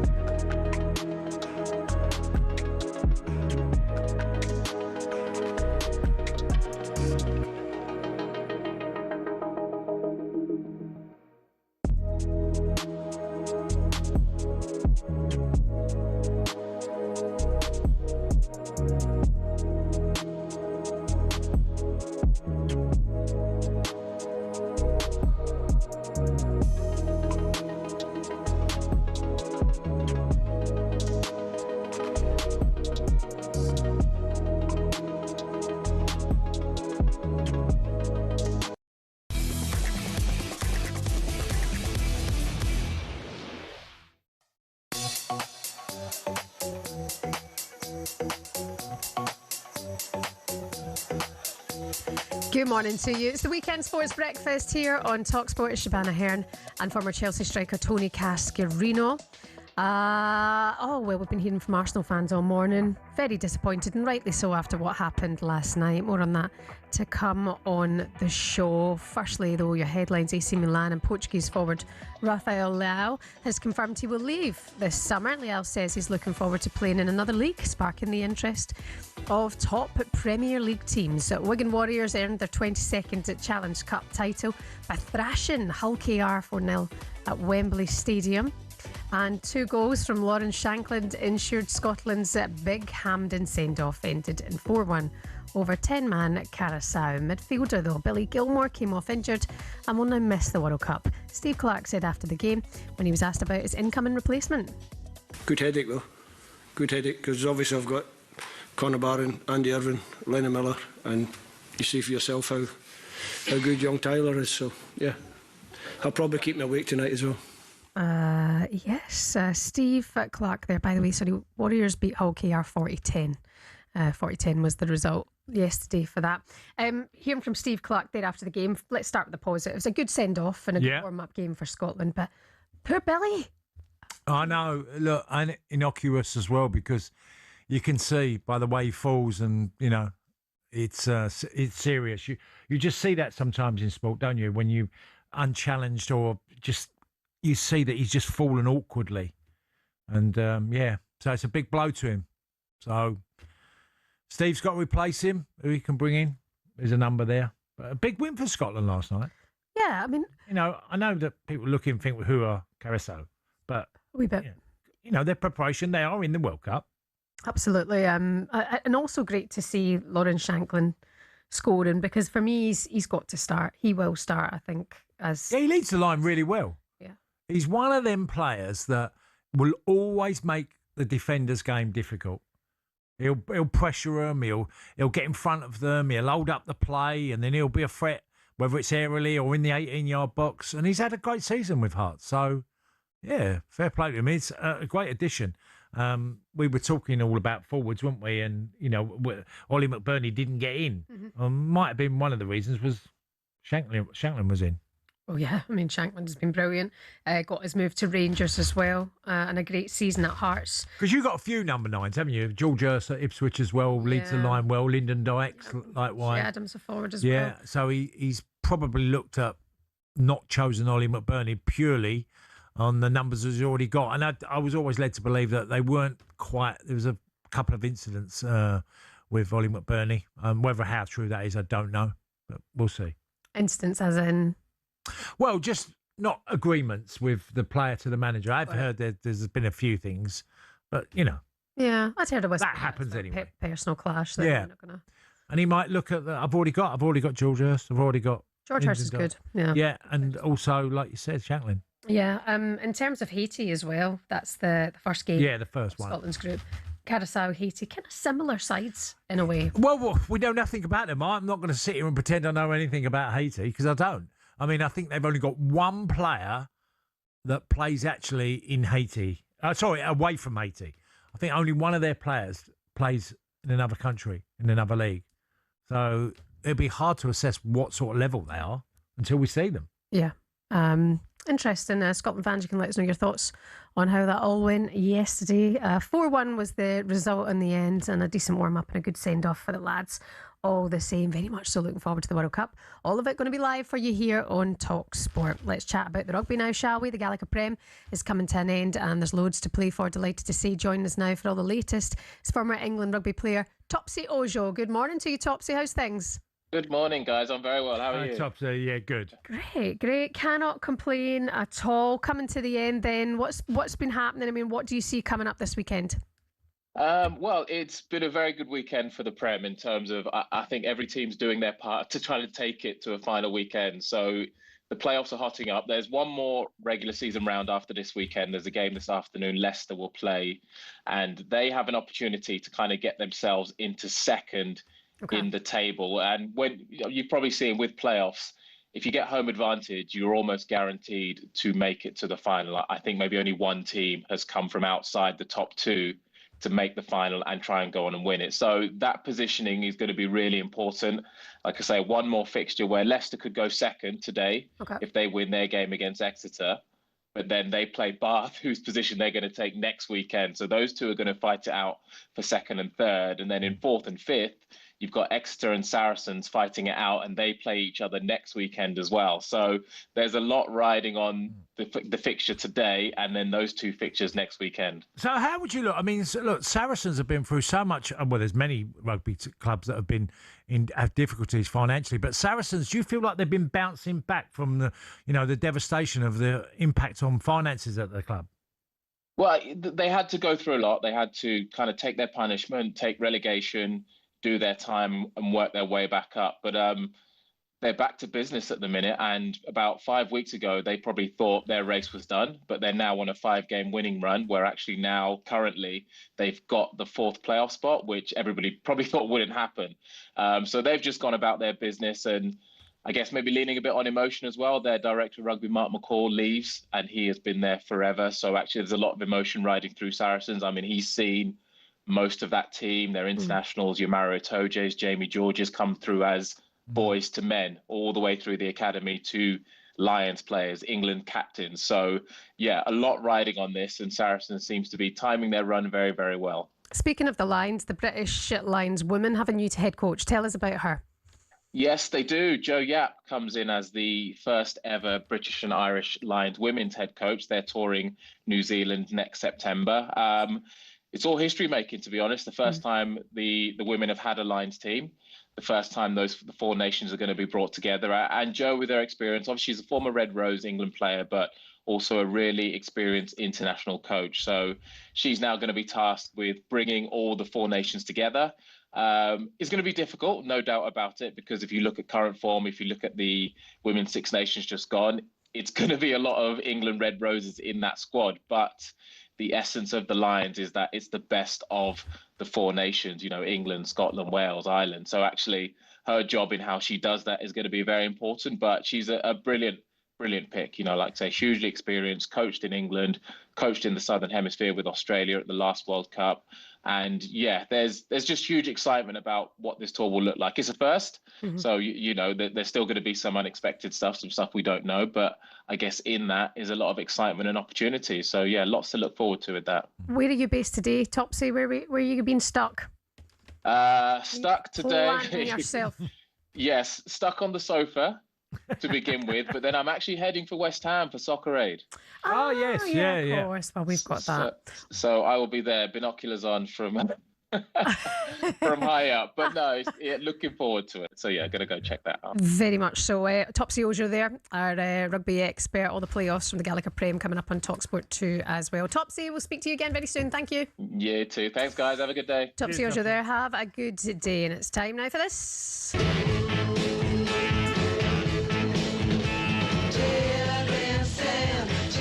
Samuel Stevens is back with us for a front page roundup.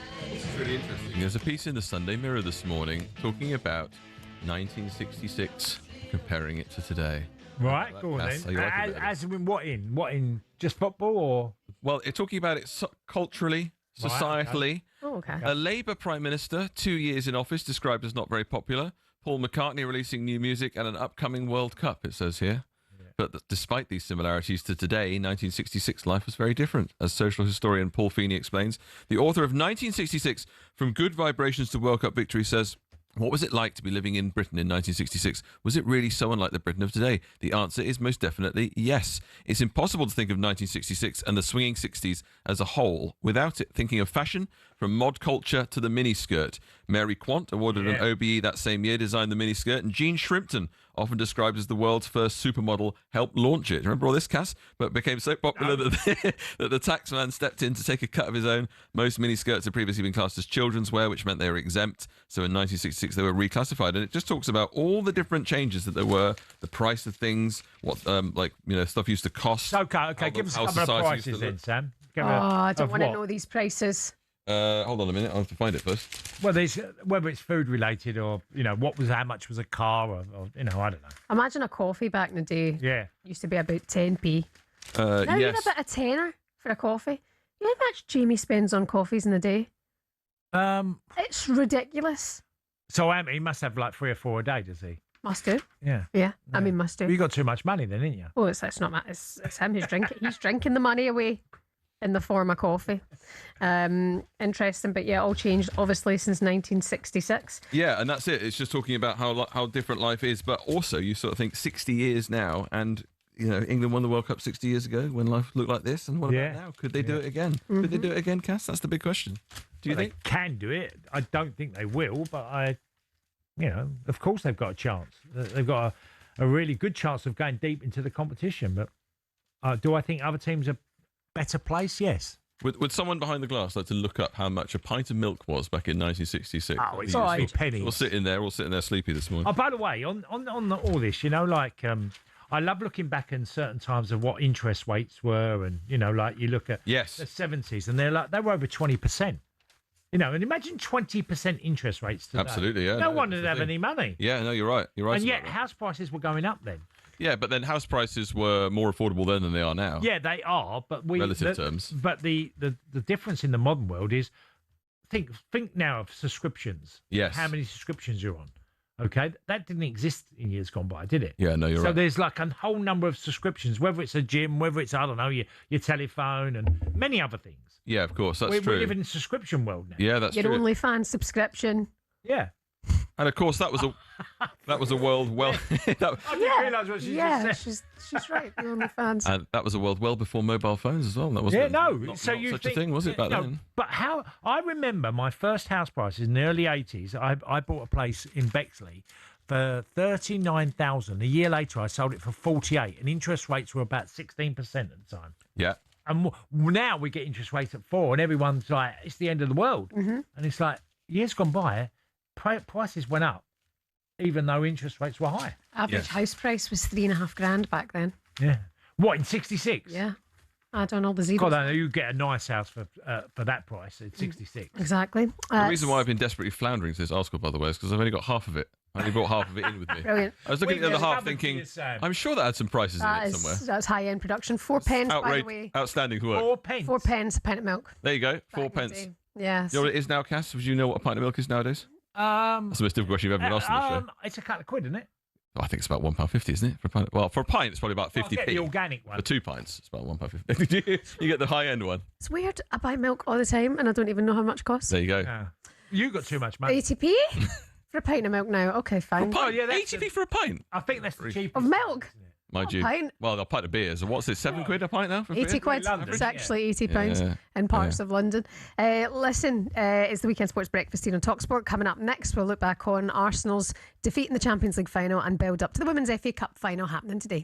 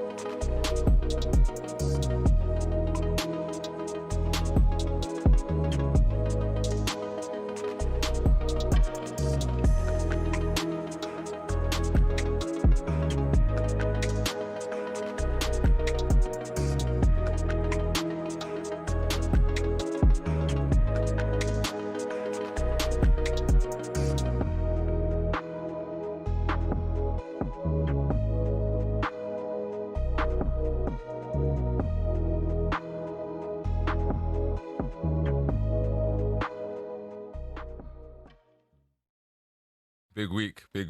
Come on. Big week. Can I get congratulations? I'm happy for you. Congratulations. Thank you very much. Do you know I'm how not sour, pathetic man. this is? You got a Tottenham fan sort of celebrating.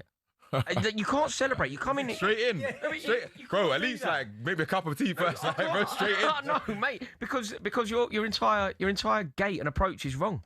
This is unjust. This isn't how it works. Darren sitting next to me, giving it the big one, is just about fair enough. They're champions. They can get away with it. You can't come in here as a Tottenham fan and celebrate.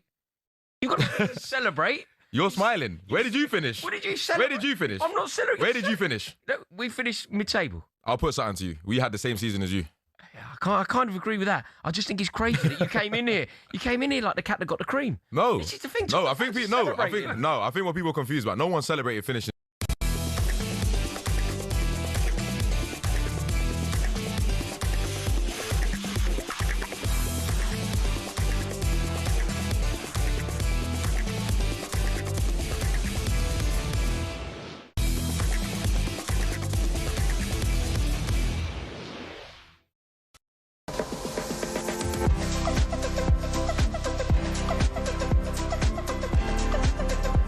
Good morning. It's the Weekend Sports Breakfast here on talkSPORT. Shebahn Aherne and former Chelsea striker Tony Cascarino. Some of your headlines. Coco Gauff becomes the latest star name that has been knocked out of the French Open. Bayern Munich have joined a host of top Premier League clubs registering interest in Bournemouth youngster Junior Krupi, and PSG's penalty shootout win over Arsenal last night in the Champions League final. I've seen Arsenal fans come away in tears. So football was the real winner last night. That's according to our very own Gabby Bonhor. Whenever they try, Pacho and Marquinhos will shake it at the back. Have a go. You don't deserve to win the Champions League playing like that. But they did. When it was 1-1, he then looks like he's gone to a 4-4-2. He's made Havertz a few upset with goals. changes, yep. And they've gone longer. Caused PSG a lot of problems. Exactly. Too little, too late, I'm afraid. Yeah. You know what, mate? Winning the Premier League, fantastic for Arsenal, but to win European Cups like Nottingham Forest, Celtic, Villa, Chelsea, Manchester City, Manchester United, Liverpool, it's not for everyone, mate. It's not for everyone. It's not. And It is what it is. they are the biggest failures in Europe. Oh. No. That's too much, guys. That's too much. I can't condone that behaviour. No, look, like I said earlier, they're on a complete wind-up. They got to be. You know, Jason's sitting there in his PSG and his little scarf around his neck and onions and I don't know what. Gabby laughing all the time. They got to be on a wind-up. But it's not failure. Unfortunately, they just lost the game. They lost the final and they were so close. And today will be the open top bus parade because they did win the Premier League. Imagine they came back today with the Champions League trophy as well. Still a lot to celebrate from Arsenal's epic season. Are you going to the parade today? I watched the game yesterday with a number of Arsenal fans who were making sure they were heading there today. We'll be covering that on talkSPORT across the day. Now, the women's domestic football season has come to an end. It's the FA Cup final today. Kicks off at 3 o'clock. Joining us now to look ahead to that is women's football reporter Charlotte Richardson. Charlotte, it's been too long. It's been too long. It's so good to see you both. Good morning. How are Hi, Charlotte. Yeah, good. Yeah, very good. Thanks, Charlotte. I mean, this is a great historic moment for Brighton today, being in the FA Cup final. It just shows you this season we've seen so many teams, really start to impress in the WSL, but a final, it just will only inspire them to do more next season. Yeah, it's been a really fantastic season, I think, to see the WSL, like you mentioned there, being so competitive and for that to be reflected in the FA Cup as well, where round by round there's been shocks, there's been upsets, and building up the women's game to a point where fixtures like this happen. And yes, Man City will be the favourites. However, you just can't rule Brighton out. Brighton beat Man City in the WSL, I think earlier on in the month, 3-2. They were the only team to score 3 goals past Man City. So this is a really fantastic final to look forward to, making history for Brighton, but also for Man City, looking to become, I think, just the 3rd club to complete a domestic double. Charlotte, is this a consequence of the Bloom idea with the men's team? And obviously he's invested very heavily in the women's game and he's getting the rewards. I think it's reward for long-term, steady, wise investment in the women's team. We saw recently the announcement of the stadium plans. I think a £70 million investment in a arena bespoke and designed for the women's game, for the women's team, for fans of the women's sport. But not only that, for a long time now, I can remember about 10 years ago when there was the move to the Amex Training Centre and the gradual professionalisation of the outfit, and their recruitment in managers has always been really shrewd. Their investment within their own academy, growing, nurturing and tailoring players towards their system, but also using the loan market really effectively. It was such a shame, of course, that Michelle Adjeman tore her ACL earlier on in the season. What an asset Charlotte, you've just dropped off. Just missed you. Yeah, I mean, this is a big game today. As Charlotte mentioned it there, it's the first time Brighton have made it to the FA Cup final up against Manchester City, who, of course, are the title winners from this season. Bunny Shaw stays at the club. Charlotte, you're back with us. How crucial will she be today for Man City? She will be absolutely massive. I mean, her goals and pedigree speak for themselves. 21 goals in 22 matches in the WSL. But I watched the semi-final where Man City looked dead and buried, and it looked like Chelsea were going to be cruising almost to a final. And then Bunny Shaw comes up with the big goals in the big moments. It does not surprise me that Manchester City dug out their checkbook and made sure that they offered her a lucrative long-term contract, because she's the kind of world-class talent that can decide matches like an FA Cup final at 3 o'clock. Just looking ahead to next season as well, London City Lionesses, Charlotte, they finished 6th this season. Michelle Kang wanted Champions League football, multi-club ownership. She looks after Lyon as well, who made it to the final, who were beaten by Barcelona in the Champions League. Next season, do you see them really starting to compete? And I mean, we said it here first on the weekend breakfast that Alexia Putellas is going to London City. Still no announcement, but it's reported that she's ruled out Chelsea and Arsenal and Man City because she doesn't want to rival Barcelona. She's got to be going to London City. It would be a fantastic move, I think, for London City, the only independent team in the WSL who do things a little bit differently, are seen as these kind of disruptors in women's football. And I think it benefits women's football to see a team doing that. And Alexia Putellas in the WSL would be absolutely incredible. And I think they have done really well this season, racked up the most amount of points of a newly promoted side. I think that's really important, isn't it, Shebahn? Because we see this kind of yo-yo effect of teams just not being able to compete once they do get promoted. They've invested, not, again, just in world-class talent, but in their infrastructure, in their fan experience, lots and lots of good things they do really, really well. So I think we will see them being more and more competitive and pushing further up the table, that's for sure. Interesting. Looking forward to it already. You're at the FA Cup final for us today, Charlotte? I am indeed. I'll be providing updates and reports. Like I say, really intrigued to see how this game goes. I was doing some reading up on the fixture, and for the last 13 finals, the team that scored first has ended on going to lift the trophy, which I think is a remarkable stat. So let's see if either team can get off to a fast start later on today, and who will finish the domestic season for us with glory. Looking forward to it. Charlotte Richardson covering the Women's FA Cup for us today here on talkSPORT. Updates from 3 o'clock. Charlotte, thank you. See you again soon. Cheers, Charlotte. Take care of yourself. Bye, Charlotte. We need to get Prosecco. That's just reminded me. Yeah, looking forward to that one today, actually. Coming up for you, though, on talkSPORT, we're going to return into British MotoGP legend Cal Crutchlow. He's going to be with us on the show, and in the next hour, we'll get more on Arne Slot's departure from Liverpool and their potential approach for Andoni Iraola. Liverpool fans, you can let us know your thoughts on that. 03717 22 3344. It's the Weekend Sports Breakfast on talkSPORT.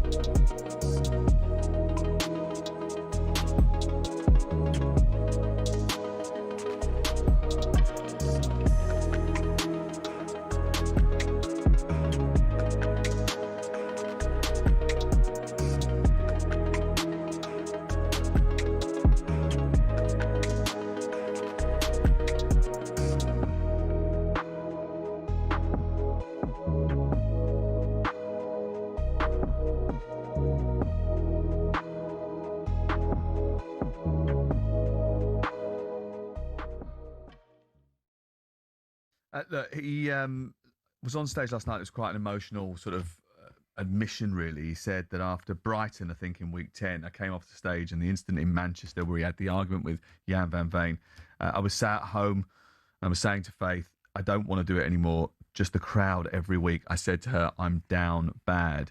Now, listen, he was probably out of order to do the crybaby emoji or whatever it was he was doing to Van Veen, and he got a little bit of stick for that.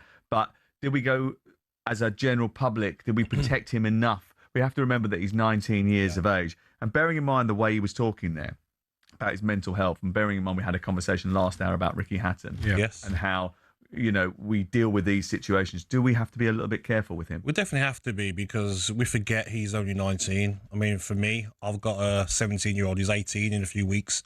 They're still learning about life. They've got so much to learn. They're kids. His mistakes that he's probably made, doing the crying faces, he's going to make more mistakes. He's a 19-year-old boy. Like grown men are in a crowd booing him, hurling abuse. Do you know what I mean? I played with loads of players that in training, they were fantastic players.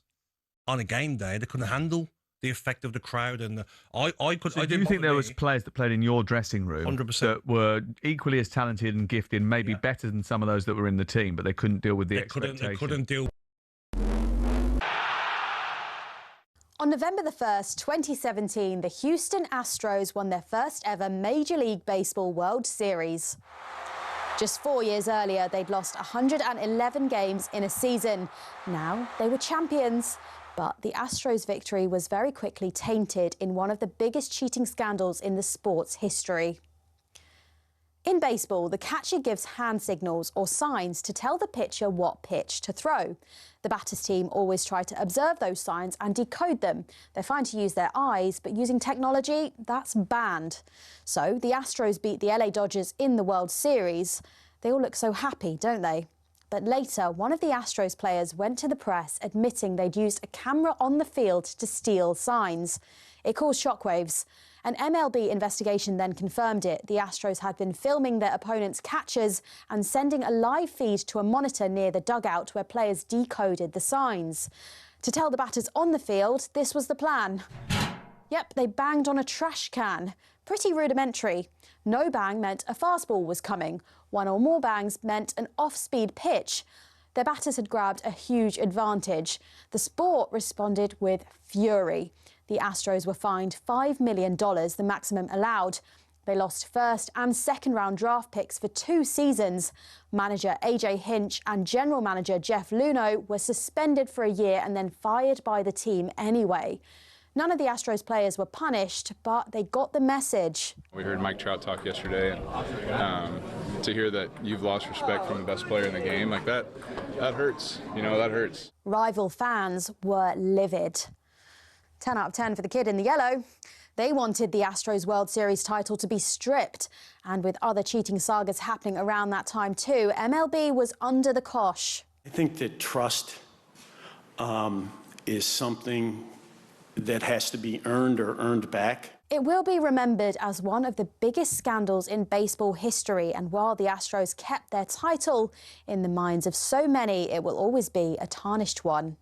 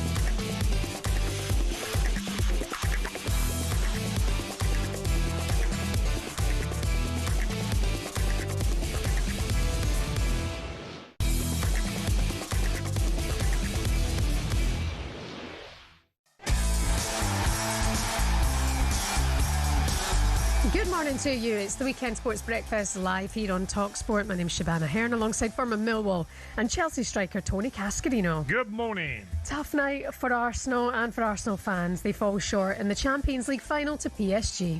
Left-footed, he's missed it, he's missed the target, he's blazed it over the bar, and it isn't to be for Arsenal. Yeah, you have to feel for Gabriel after that, but it's back-to-back Champions League wins for Luis Enrique's PSG's. Surprising news out of Anfield also that Liverpool have parted ways with Arne Slot. EFL legend and Liverpool fan Adebayo Akinfenwa says the Reds are all over the place. I'm stressed, and if I had hair, I wouldn't anymore. I'm not gonna lie. Listen, something is fundamentally not right at Liverpool. And we'll discuss that this morning. Plus, we'll look back at Scotland's 4-1 victory over Curaçao in their send-off warm-up game for the World Cup. Billy Gilmore, though, he's now injured. And where will Steve Clarke turn to next? Good headache, because obviously I've got Conor Barron, Andy Irvine, Lennon Miller, and you see for yourself how good young Tyler is. So, yeah. We'll get the thoughts of Mark McGee a little bit later on the show. Arsenal fans, if you're up and about, how's the head this morning? How are you feeling? 03717 223344 is the number. 81089 if you want to send us a text. And Liverpool fans, where do you stand on Andone Areola? He is reportedly set to replace Arne Slot as Liverpool boss. 81089 03717 223344 is the number on the Weekend Sports Breakfast here on talkSPORT. Oh, Cass, they'll be landing back in England this morning, Arsenal. Yeah. You know, that feeling. They'll be gutted. Well, absolutely gutted. Well, they will be, but you have to, get back and be real in this moment where you've achieved a hell of a lot in a season. You've made the final, you've lost it on pens, and now you move forward as a football club. And I'm sure Arteta's speech will be, afterwards, and you have a chat with the lads, and I've sat in many conversations with managers at the end of a season, and he'll be really optimistic about where Arsenal go from here. They've achieved a lot, so... If you're going at the bus parade today, you can let us know about that as well, 81089. Ollie, the Arsenal fan, phoned in after the final yesterday. He called losing the final on penalties a real letdown. I'm gutted about the result, but there's part of me where it's like we've been sleepwalking into this all season. Agreed, mate. We've won the league, but how hard was it really? We've walked the league. We played defensive football. We've relied on set pieces. And tonight we was desperate to just go out and attack. Yeah, maybe we scored too early, but it's just a total letdown, if I'm honest. That baby. It is really difficult to sometimes please anybody. When you look at the course of the season and say, well, how hard was it? When he says there, how hard was it? Well, obviously bloody hard to win the Premier League. You haven't done it for a number of years, over 20 years. So it is hard. And it's just given them, well, it weren't that difficult. Well, I think it is. Yeah, it's very hard it to win is the Premier difficult. League. Yeah. Don't let yourself down like that. I said it earlier on, coming home in the car yesterday, a guy taking off his Arsenal top and chucking it in the bin. Come on now. Don't do that. Let's move on and we'll chat about MotoGP. British legend Cal Crutchlow made a surprise racing return. He's stepping in for the injured Johan Zarco LCR Honda for the Italian GP after spending 3 years away from racing. Looking ahead to Sunday's 23-lap main event, Crutchlow joked that he's going to ask race control to cut the distance down to just 10 laps. Pleased to say that racing legend Cal Crutchlow is with us now. Cal, a very good morning to you. Hi, Cal. Yeah, good morning to you. Thanks for inviting me on. It's Thanks a pleasure. For coming on. Welcome back. Welcome back to the sport as well. Yeah, 40 years old. Retired in 2020. Did some test riding for a few years, but we're all feeling for Johan Zarco in the moment, who's out injured. I'm hoping he comes back sooner rather than later, for sure, because getting the call up was a very big surprise to come off the sofa after riding not very much over the last 2 years, to riding in Mugello, which is one of the best circuits in the world, but also one of the hardest. and now them breaking the top speed record yesterday is a bit of a shock to the system. 368 kilometers an hour, which I think is about 228 or 9 miles per hour. So yeah, the brain's working extra hard at the moment to catch up. But I'm enjoying the process. We're not expecting anything, but having fun out there. How nervous were you, Carl, coming back? Because when you've been there and done it, and you know what it takes to be, a successful rider, and then suddenly you're back on, in charge of the bike again. Yeah, do you want me to tell you? Physically, I feel not too bad. My shoulder's a little bit sore, my arm's a little bit sore, but physically, I ride my bicycle so much that I'm physically fit enough. Mm-hmm. The main thing is the draining of emotion. You have such an adrenaline rush, then such a crash after the session. It's actually managing the emotional part seems like the most difficult thing in the moment. I'm just not used to it, but I'm sure over time, the more riding I do, I'll get used to it. So yeah, I was definitely nervous. I think you would be jumping on on a bike that has I would say around 320 horsepower to 158 kilos, and riding around a track in Italy instead of riding a bicycle at 30-40k per hour. I mean, you speak about coming back into the sport at age 40, but your age brings more experience. But what does your family think about it? Do they worry about this, getting back on the bike, because it's such a dangerous sport? No. Actually, initially I said no. Yeah. I said it was not possible to do. And my wife said to me, Cal, your whole life and our life has been an adventure the whole time. So, why are you not doing it? And I thought about it and I thought, yeah, I have to go back and try and give it a try. We have no British guys in the championship. We have them in the lower classes, and we're hoping that soon they'll be able to come up. But I think I was the last rider in MotoGP when I left, which was 6 years ago. And now I have to come back again to be the British guy. But no, family are fine with it. I've done it my whole life. It's difficult to jump back in. But a great statistic for you. Mm-hmm. I'm old enough to be my teammate's dad. Oh. And how is that? It was funny when I told him, but it's a young guy's game. I remember when I was 20 to 28, you feel invincible, and you just go for gaps that are not there. And now I look at the gap and think it's definitely not there. I'm not even going to attempt it, but it is the way it is. And these guys are so fast. It's a pleasure to be back in MotoGP. Even if it's for a short while. But we'll see how it goes today with the race. Tell us, Carl, for our listeners listening for MotoGP, about how exciting, the brilliance of it, and the speed. It's a thrilling sport. Oh yeah, absolutely. People, today I would say we will have 150,000 people here, minimum. It's the greatest sport in the world. I love other sports. I watch other sports all the time. I love cycling. I love football. But the thrill of somebody coming to the racetrack and seeing the bikes at the side of the track there's nothing better. And MotoGP is only growing. We see this throughout. I've seen it throughout my career, only growing. And now the level of MotoGP is competition, but also the engagement MotoGP has with the fans, with the people watching at home is it's on another level. So obviously I want everybody to get in and watch MotoGP as much as they can, because when people get into it, they are fanatics as well. Yeah. Is there a lot of women involved, Cal? Oh yeah, we have a lot of women in the paddock working. We have some women riders in different championships over the world. And it's so good for that. I have my daughter here. She's 9 years old, and she absolutely loves it. Yeah.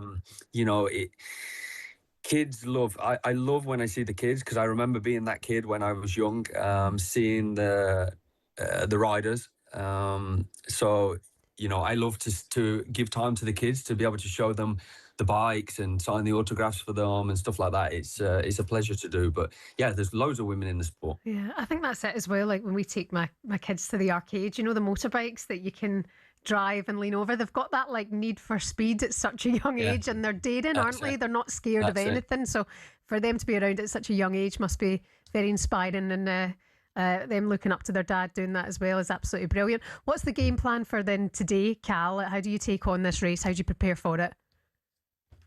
Well, I prepare for it because I have to go out for practice in about 15 minutes. But sorry for keeping you. No, not at all. It's going to be a very, very long, tough race. It's hot condition here in Mugello, but it's the same for everybody. I have no expectation. I would just try and do my best, do my job, stay consistent, and give the good information back to the team. Well, Cole, you better get on your bike then.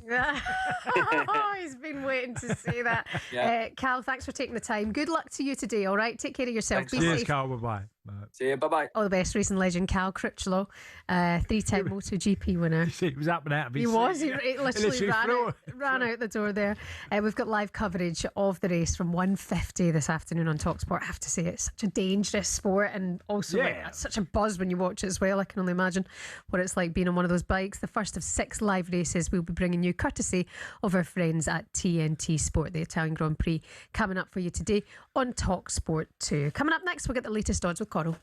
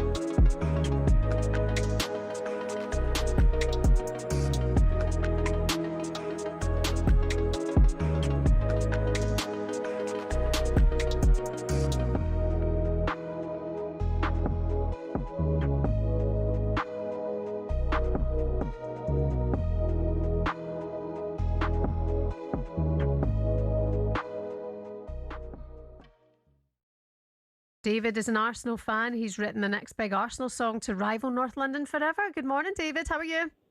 Good morning, David. Let's talk about the right side of North London now, people. Champions! Champions! Tell us about this song that you've written. Can you give us a blast on air? Oh, I'd love to. So it's called We're Going All the Way by my artist named Gonna Sing. So if you're finding out, have a listen, blast out. And there's a little bit of an intro with a bit of commentary from the end of the Atletico Madrid Arsenal game. And then it goes into it like this. Are you ready? Yeah, we're ready. Unfortunately, we're ready. Okay, here we go. We're going all the way. The champions of England say Arsenal. Arsenal. Rewriting history. Unbeaten every game we've played. Arsenal. Arsenal. Mikel Arteta is our man. The Gunners going on for victory. North London is redder than ever. We're making history. Oh. You'll see, but we're going all the way. The champions of England say Arsenal. Arsenal. And there you go. You get the drift? David. When are you on top of the pops, mate? Deary me. Listen.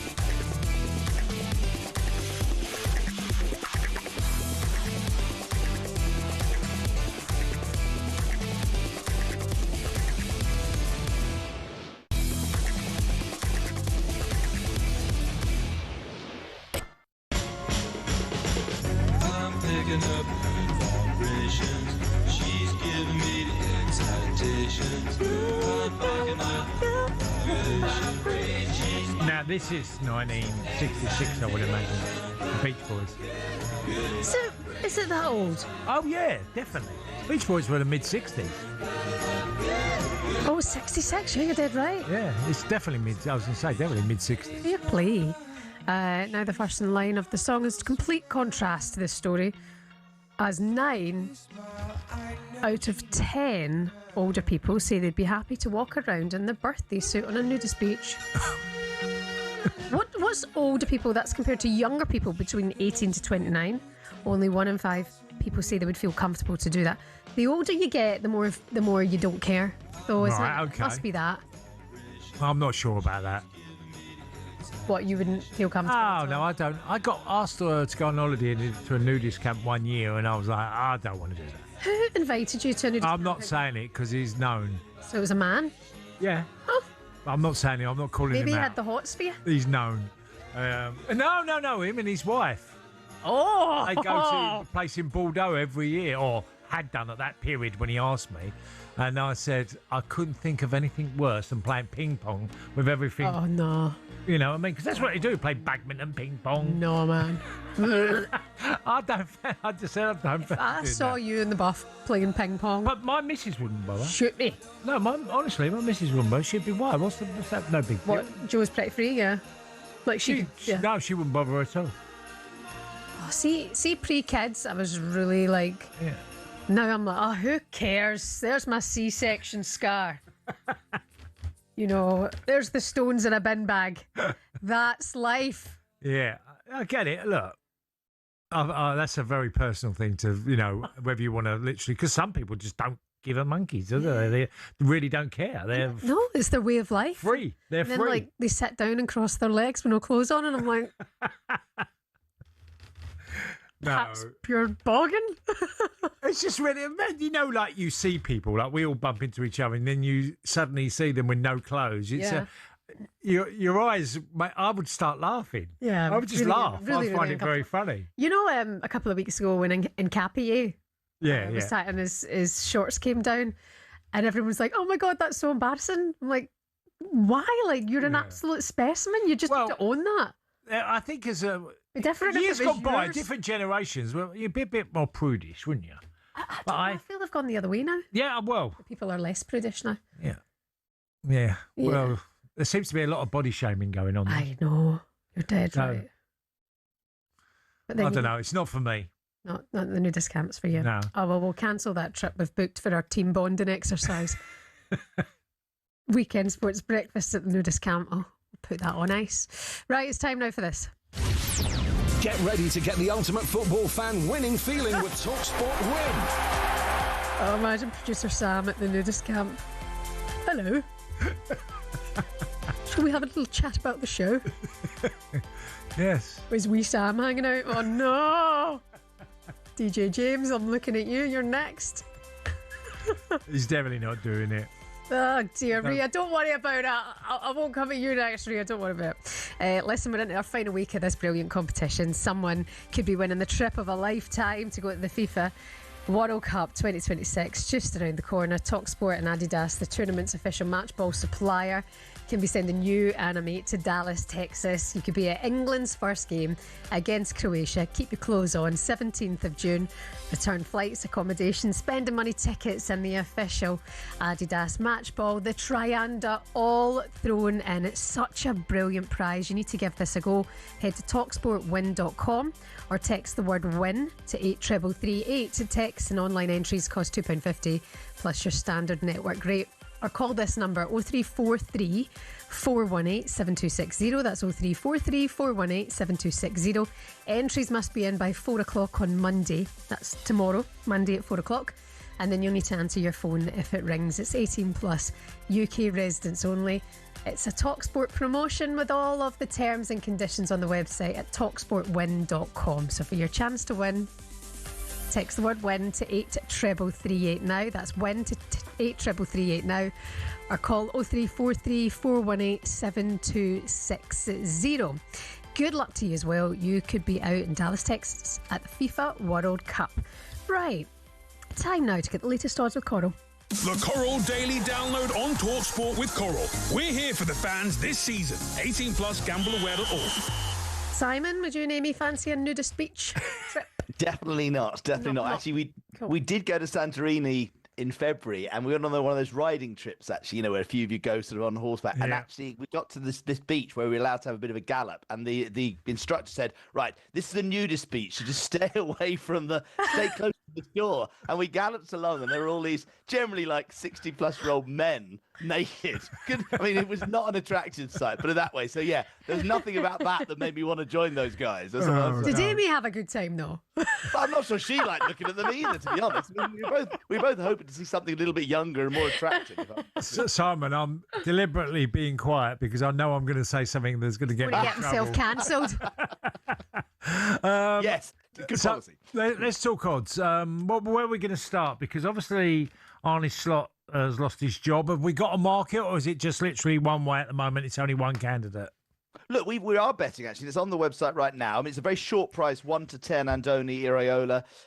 It's then 8 to 1 Sebastian Hoeneß, 10 to 1 Glasner, 12 to 1 Julian Nagelsmann, 14 to 1 a return for Jurgen Klopp, and 20 to 1 probably an unlikely switch of Luis Enrique to join Liverpool from PSG, given he's just won the Champions League and probably fancies seeing if he can do it 3 times in a row. But yeah, so we are betting on it. But and these manager markets are famous for having incredibly short, what you think are certain favourites, and then something happens and that doesn't happen and the market comes to life again. So it looks like if everyone feels like Iraola may be the man cast, but I suppose until he signs on the dotted line, we don't know. No, we don't. And I was surprised when you said Jurgen Klopp 14 to 1. He's doing too many adverts. Jurgen. That's right, exactly. That's right. That's probably a more lucrative and less stressful career for him. What else have we got coming up then? Today we've got the World Cup friendlies to look ahead to. My eyes are on Brazil just because they're in our group.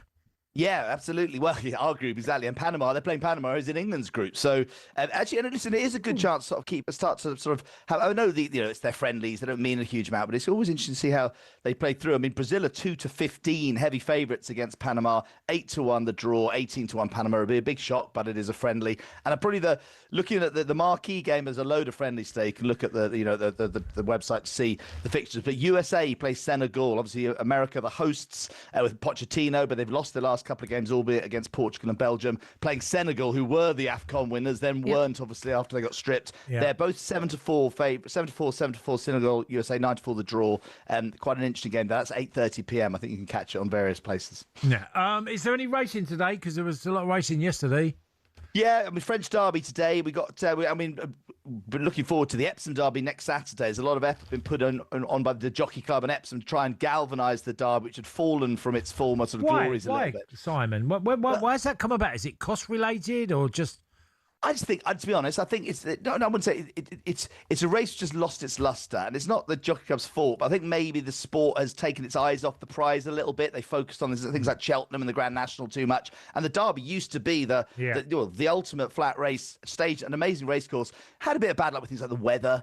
But I think they've got, actually, interestingly enough, Jockey Club teamed up with Frank Warren and the Queensberry to create this huge festival on the actual hill, because a lot of it focuses on the huge, the hill in front of the stands. Can they fill that with people having a good time to make it look like that incredible occasion? So fingers crossed, the weather looks okay, but that's the next Saturday. So, but look, and people listening, go ahead, if you're not doing anything next Saturday, you can drive down with your cars, park your cars on the downs, have a picnic, bring the gazebos. That's what people used to do. But today it's in France, Chantilly, their version, and Constitution River for Aidan O'Brien, who was very impressive at Chester, is a heavy favourite there. So that's at Chantilly around sort of 4:30 this afternoon. Lovely job, Lee. You watching Soccer Day tonight, Simon? You getting into that? Do you know what? I forgot that was on. I love tuning into that. It's a great event. I actually took my son a few years ago. I think I probably told you. I think in a previous show. I actually paid for a charity donation for him to be one of the mascots leading on. Oh, lovely. On the pitch, and he was really hoping to be led on by Usain Bolt or Neil from Between Us, I think, was there, and Cantona. But instead, he got I can't remember the name of the Kiwi Strictly Come Dancing ballroom dancer. Well, I can't remember his name. But anyway, he was looking up and thinking, who the hell? Who the held is this guy? You didn't pay enough, Simon. I know. Yeah. So I was sort of seeing his really sad face. He was handheld by some, for him, no mark. But anyway, I was insulted, whoever that guy is. Oh, dear. Simon Clare, thank you as ever. Have a great day. Cheers, Take Simon. Care, guys. Bye-bye. Lots of love. That was a look at the latest odds with Coro. 18 plus, BigGambleAware.org, and please gamble responsibly. The Coral Daily Download on talkSPORT with Coral. We're here for the fans this season. 18 plus gambleaware.org. Adam text 81089. He said, I like the idea of a sports breakfast nudist camp team bonding. You could stream that on the YouTube channel. That'd get some viewers, Cass. Yeah, I'm not so sure. Careful around the campfire. Coming up next, European football expert Kev Hatchard will be with us on the Weekend Sports Breakfast.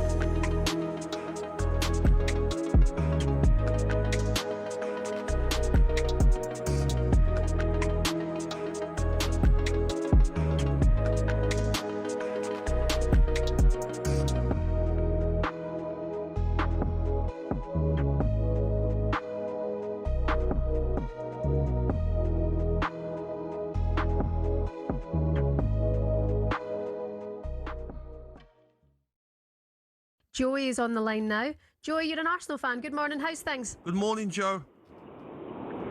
Morning, and no good morning to you, Gabi Abonlaho. You've been doing my head in since Saturday, the 17th of August 2013, and that was the season I got my season ticket. You came into that game, you mesmerized our defense. We lost 3-1. I got home and my wife asked me, "Oh wow, Gabi Abonlaho has done this to you." And every time I have a bad day out there and I get home, the first thing my wife asked me is Gabi be doing your head in? Gabi, you're doing my head in, and I don't mean...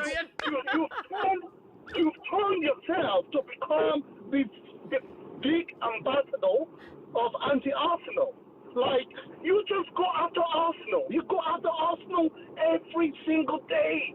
Gabi, for goodness sake, this morning we're talking about Gordon. You win all the British press, try bringing down British players. And then, in the same minute, you are saying you don't want Arsenal to win the Champions League. Gabi, that is a conflict of contract.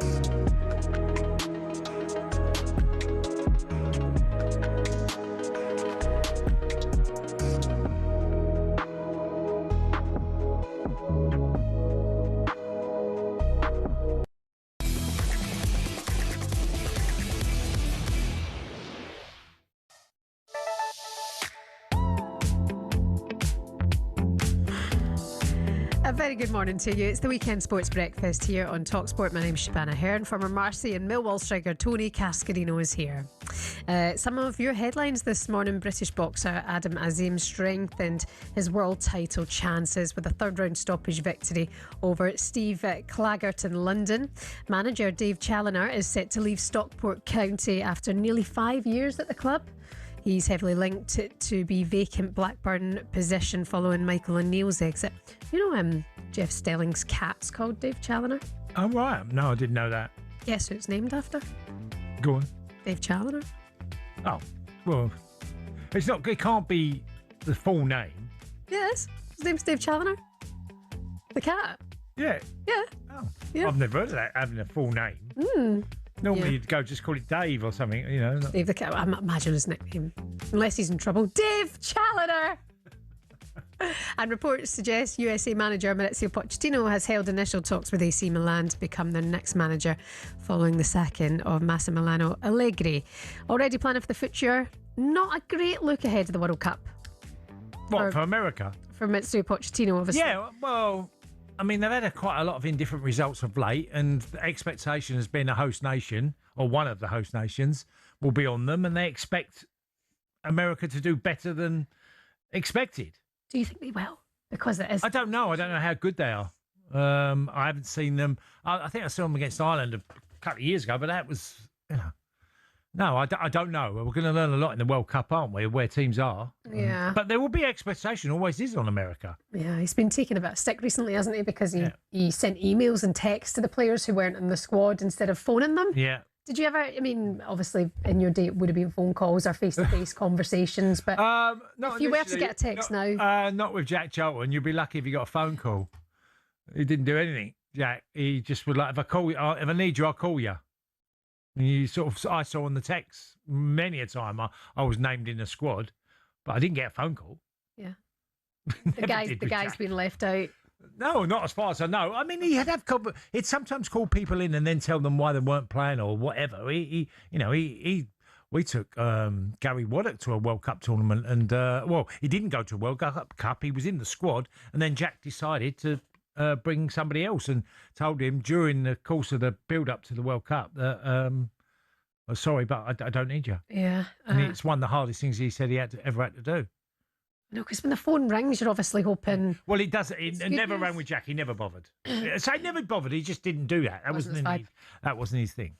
It would be text. You see it in the text. That was all. More on that story about Maurizio Pochettino on our website at talksport.com. We're still reacting to all of the drama from yesterday's action. PSG have become back-to-back Champions League winners after that shootout win over Arsenal. After the game, the boss Luis Enrique couldn't hide his excitement after beating the Gunners. I decided a long time ago to rest calm and trying to enjoy the last thing, because you need luck to win that kind of penalties, but I think we were great in terms of quality, kicking the ball, and also with the goalkeeper.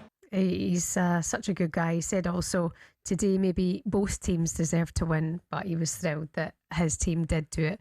Also yesterday, of course, Liverpool parted ways with Arne Slot. To get more on everything, our European football expert Kevin Hatchard is with us now. Good morning to you, Kev. Hi, Kevin. Morning, guys. How are we? Yeah, we're good. I mean, quite a mad weekend. Where do you want to start, Kevin? The game last night or Arne Slot? Yeah, I think if we start with the game last night, because I thought it was a really gripping final, actually. Arsenal obviously made the perfect start, and we know how good they are once they get in front. Defensively, said for a long time they're the best team in the world, and they were so well organised. And Paris having to work really hard to break them down, and it was just that tiny gap that they found with the 1-2 with Kvaratskhelia and Dembele. They managed to turn around Mosquera. That was the key moment, really. They get the penalty, they score the penalty, and then I wondered after that whether PSG would then push or whether they'd say, OK, we've got to 1-1, let's play the game we intended to play. And actually, they just kept the foot on the accelerator and kept trying to go for it. And obviously, Barcola had that massive chance late on. But Arsenal had their moments too. I can understand why people are maybe a bit, they look at the way Arsenal played, they look at the defensive mindset, and think, could they have done a bit more? But I just think against a team like Paris, who dominate the way that they do, I think if you open up, that's the game that they want. So that's a real risk if you try and go toe-to-toe with them, because not many teams can. No, I said that, Kevin, and it is understandable. I did think there was probably too much reliance on Saka on the right and obviously Trossard on the left were really doubling up and protecting their fullbacks, which they did, so much. They were tremendous. I thought both of them were fabulous defensively. It came at a little bit of a cost going forward, though, Kevin, didn't it? And I suppose that's your argument. Well, you can't do both against PSG. Yeah, you've got to have the ball, which is the start. I think they had, 26% possession, something like that. You're up against a team that's had more of the ball than anyone in the competition, up against a team that scored more goals than anyone in the competition. So if being incredibly well drilled without the ball is your thing, and it is Arsenal's thing, and it's done so well in the Premier League, that's been the bedrock of them winning the Premier League. Once you get that early advantage, I can understand why you then play the way that they do. They still had moments. Havertz, I thought, caused Pacho all kinds of problems. There was a moment where he really shrugged him off, and if he'd weighted the pass for Saka a bit better, Saka would have been in. So they did have their moments. They got up the pitch at times. They had set plays, but against a team like Paris, look at what Paris have done. They've absolutely shredded Chelsea. They beat Liverpool home and away. They beat a Bayern team that I thought was right up there with the best in Europe this season, and they beat them. So you are talking about the gold standard in Europe, and they fell, a couple of penalties short ultimately. I think it's a pretty decent effort. Yeah, I agree. It was exactly that. Kevin, Arne Slot left Liverpool yesterday. They called time on him. How do you see that panning out? And Andoni Areola is the number one choice, so we're led to believe. And what's next for Arne Slot? Or if anything? No, I think he'll be in demand. This is a Premier League winning manager, and this is somebody who I think dealt with an unbelievably difficult summer with great dignity. And I thought he led the organisation incredibly well. It was such an unusual, tragic situation when they lost Diogo Jota in the way that they did. And, a horrendous situation for everyone at the club. And he had to navigate a way through that. He had to help his players. He had to be the face of the club. I thought he did that incredibly well. He was phenomenal last season in guiding them to the Premier League title. But they have fallen off it for various reasons. And, Liverpool were briefing that he was going to stay pretty much up until he didn't. So it's obviously been quite a tough decision for them. I actually think Iraola is probably the best choice. He's probably the best fit. And I think I've seen this with Dortmund. When you worship at the altar of Klopp, there's a certain expectation of the way you're going to play. I don't think Dortmund recovered from losing Jurgen Klopp for years. There's an argument to say they never have, because even now you've got a manager in place in Niko Kovac that has just led them to second with the best defensive record in the Bundesliga. And yet there is a big portion of the fan base who say it's too defensive, we don't like it, we want somebody else. So, look, I'm not defending Slot. I'm not saying Liverpool fans are wrong. What I'm saying is, when you get used to that full throttle football, it's then quite jarring to move away from. I think Andoni Iraola can bring that back. I think he's an excellent coach, and I think he probably is, for me, a better fit for what Liverpool fans want than maybe Xabi Alonso would have been. Interesting. Kevin, listen, thank you very much for your time today. You back on Trans Euro Express tonight? I am, yes. Looking forward to it. Plenty to talk about. Yes. A lot indeed. You can hear Kevin Hatchard and Andy Brassell tonight on Trans Euro Express from 9 o'clock. Thanks, Kev. Have a good day. Cheers, Kevin. Cheers, guys. Speak to you again very, very soon. Coming up next, we'll get the thoughts of former Liverpool winger Jermaine Pennant, as Arne Slot has been sacked by the club.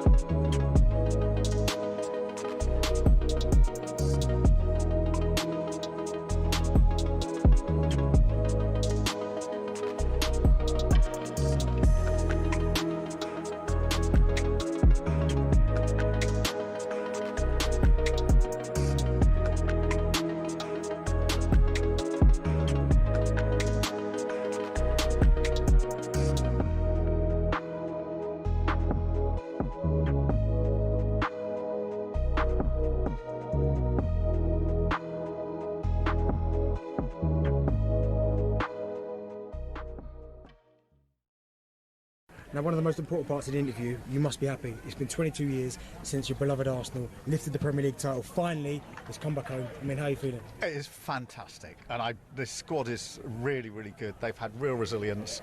I do genuinely think they're the best team in the Premier League this year. I'm really glad to see them win it, and hats off to them, because they did really well. The pressure was then really on with 5 or 6 games to go. Suddenly it looked like starting the title race all over again. They pulled through, and they've done brilliantly. And 22 years is a long time to wait. It is a long time. But we've done it.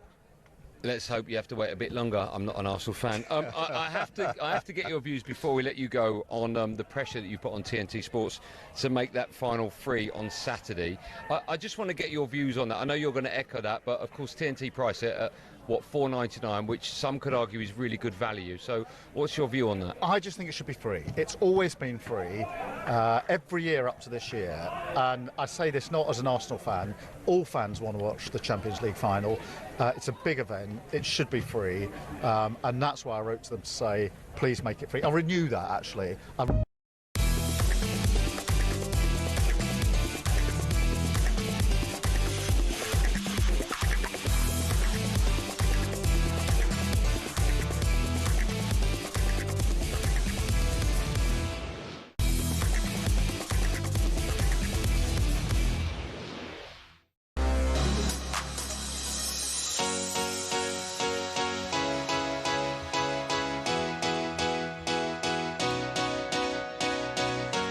Good morning to you. You're listening to the Weekend Sports Breakfast here on talkSPORT. Shebahn Aherne and former Chelsea and Celtic striker Tony Cascarino. Some of your other headlines this morning. England beat India by 26 runs in Bristol to level the T20I series and set up the decider in Taunton next week. Scotland midfielder Billy Gilmour has now been ruled out of the World Cup after picking up a knee injury during yesterday's 4-1 friendly win over Curaçao. And Andoni Iraola is looking likely to become the new Liverpool manager after Arne Slot was sacked. It's something that our Tony Cascarino had put out there a number of weeks ago. I want to say it was about a month ago now, Cass. You were talking about the idea of Andoni maybe being linked to Liverpool had Slot departed. I was only trying to put 2 and 2 together, and the link with obviously Richard Hughes and Arne Slot.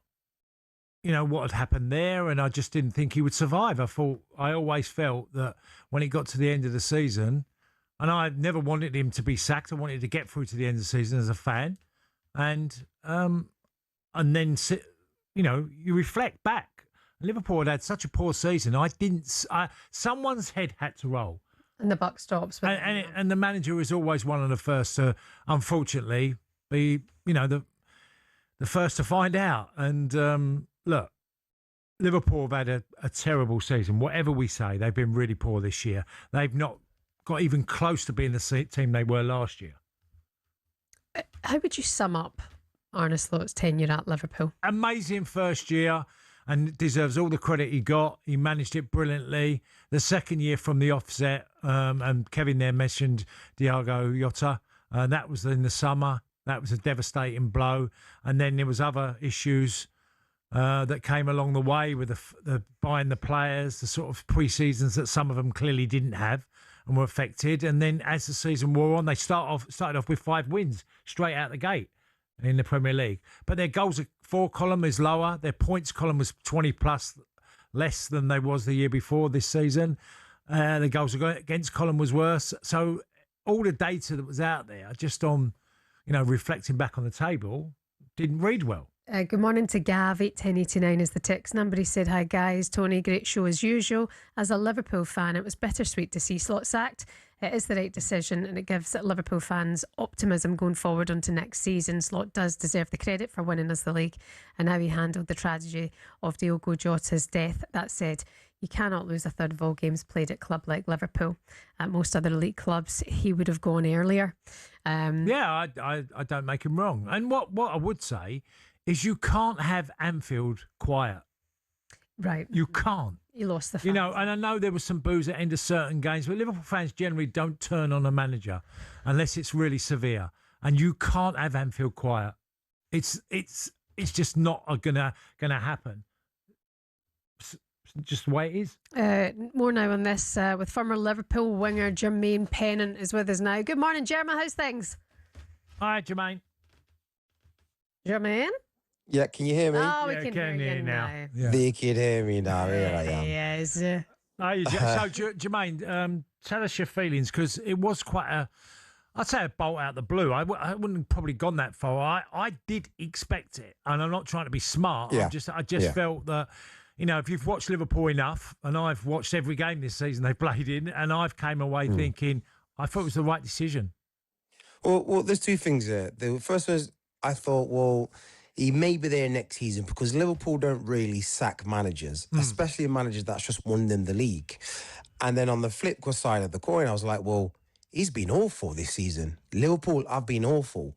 And if you look at the managers that have been sacked previously, Rodgers, Hodgson, the kind of stats that they got sacked for was kind of similar to what we're seeing with Arne Slot.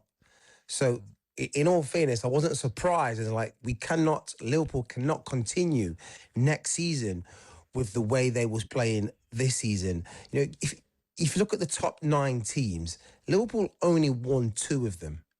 Out of 18 games of the top 9, obviously Liverpool are in the top 10, so they've won 2. That, for a reigning champions, that is shocking. And we can blame, the loss of Jota and injuries and new players coming in. But half of that is just the basics. That's just style, intensity, aggressive, stop losing goals last minute, being a bit more on the front foot. You're Liverpool, you still got good players. So it was getting the basics wrong. And even with team selection as well, you can question that at times. And so on the back of all of this, I was like, well, yeah, I'm not actually surprised. No. And Jermaine, you can also add in that Liverpool felt, when I watched them so often, easy to play against. Oh, it was so easy to play against. The midfield, you got teams like, and this is no disrespect, but you got teams like Sunderland, who are a championship, just come from the championship, actually bossing the midfield, having the ball and having no one press them, no one tackle them, and then the players and the manager coming out saying, I couldn't believe how much time we got on the ball. That's not Liverpool. You come to Anfield, you can't wait to get off that pitch because they're in your face, they're tackling you, making you aware they're there. Anybody that comes to Anfield, anybody that plays at Liverpool, it's an easy day out. So the $64,000 question is, how comes it happened this season and not the previous? I think he didn't want to change too much because the style that I saw last season, where they won the Premier League, I didn't see this season at all. Right. I saw more of a Jurgen Klopp, energetic front foot, pressing from the front, not giving anyone time. And then now I've seen more of Arne Slot's possession-based football because we had more possession than most teams, but we didn't do anything with it. Chelsea didn't outrun anyone the whole season. They outrun Liverpool. So Slot always said that he wants to be patient, keep the ball. If we've got the ball, we're not going to get hurt and we'll try and fiddle our way through. But this is the Premier League. It doesn't work like that. What do you think of Andoni Areola then? He's the likely replacement for Slot. You happy with that? Well, whoever's out there, I think that for me, that is probably the best pick, the best solution, because I think Liverpool don't want to shy away with what Jurgen Klopp built.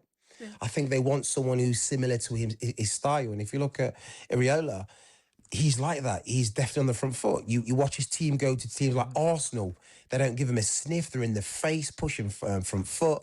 And that's what Liverpool need. That's what Liverpool are. They're a very aggressive team. And if you look at Bournemouth's teams, that's what they've done. They've been very successful against the top 4 or 5 teams in the Premier League. And to finish them in the European football as well, 6th place, I think it'll be a perfect fit. And also, we might see the best of Kirkes. Yeah. Yeah.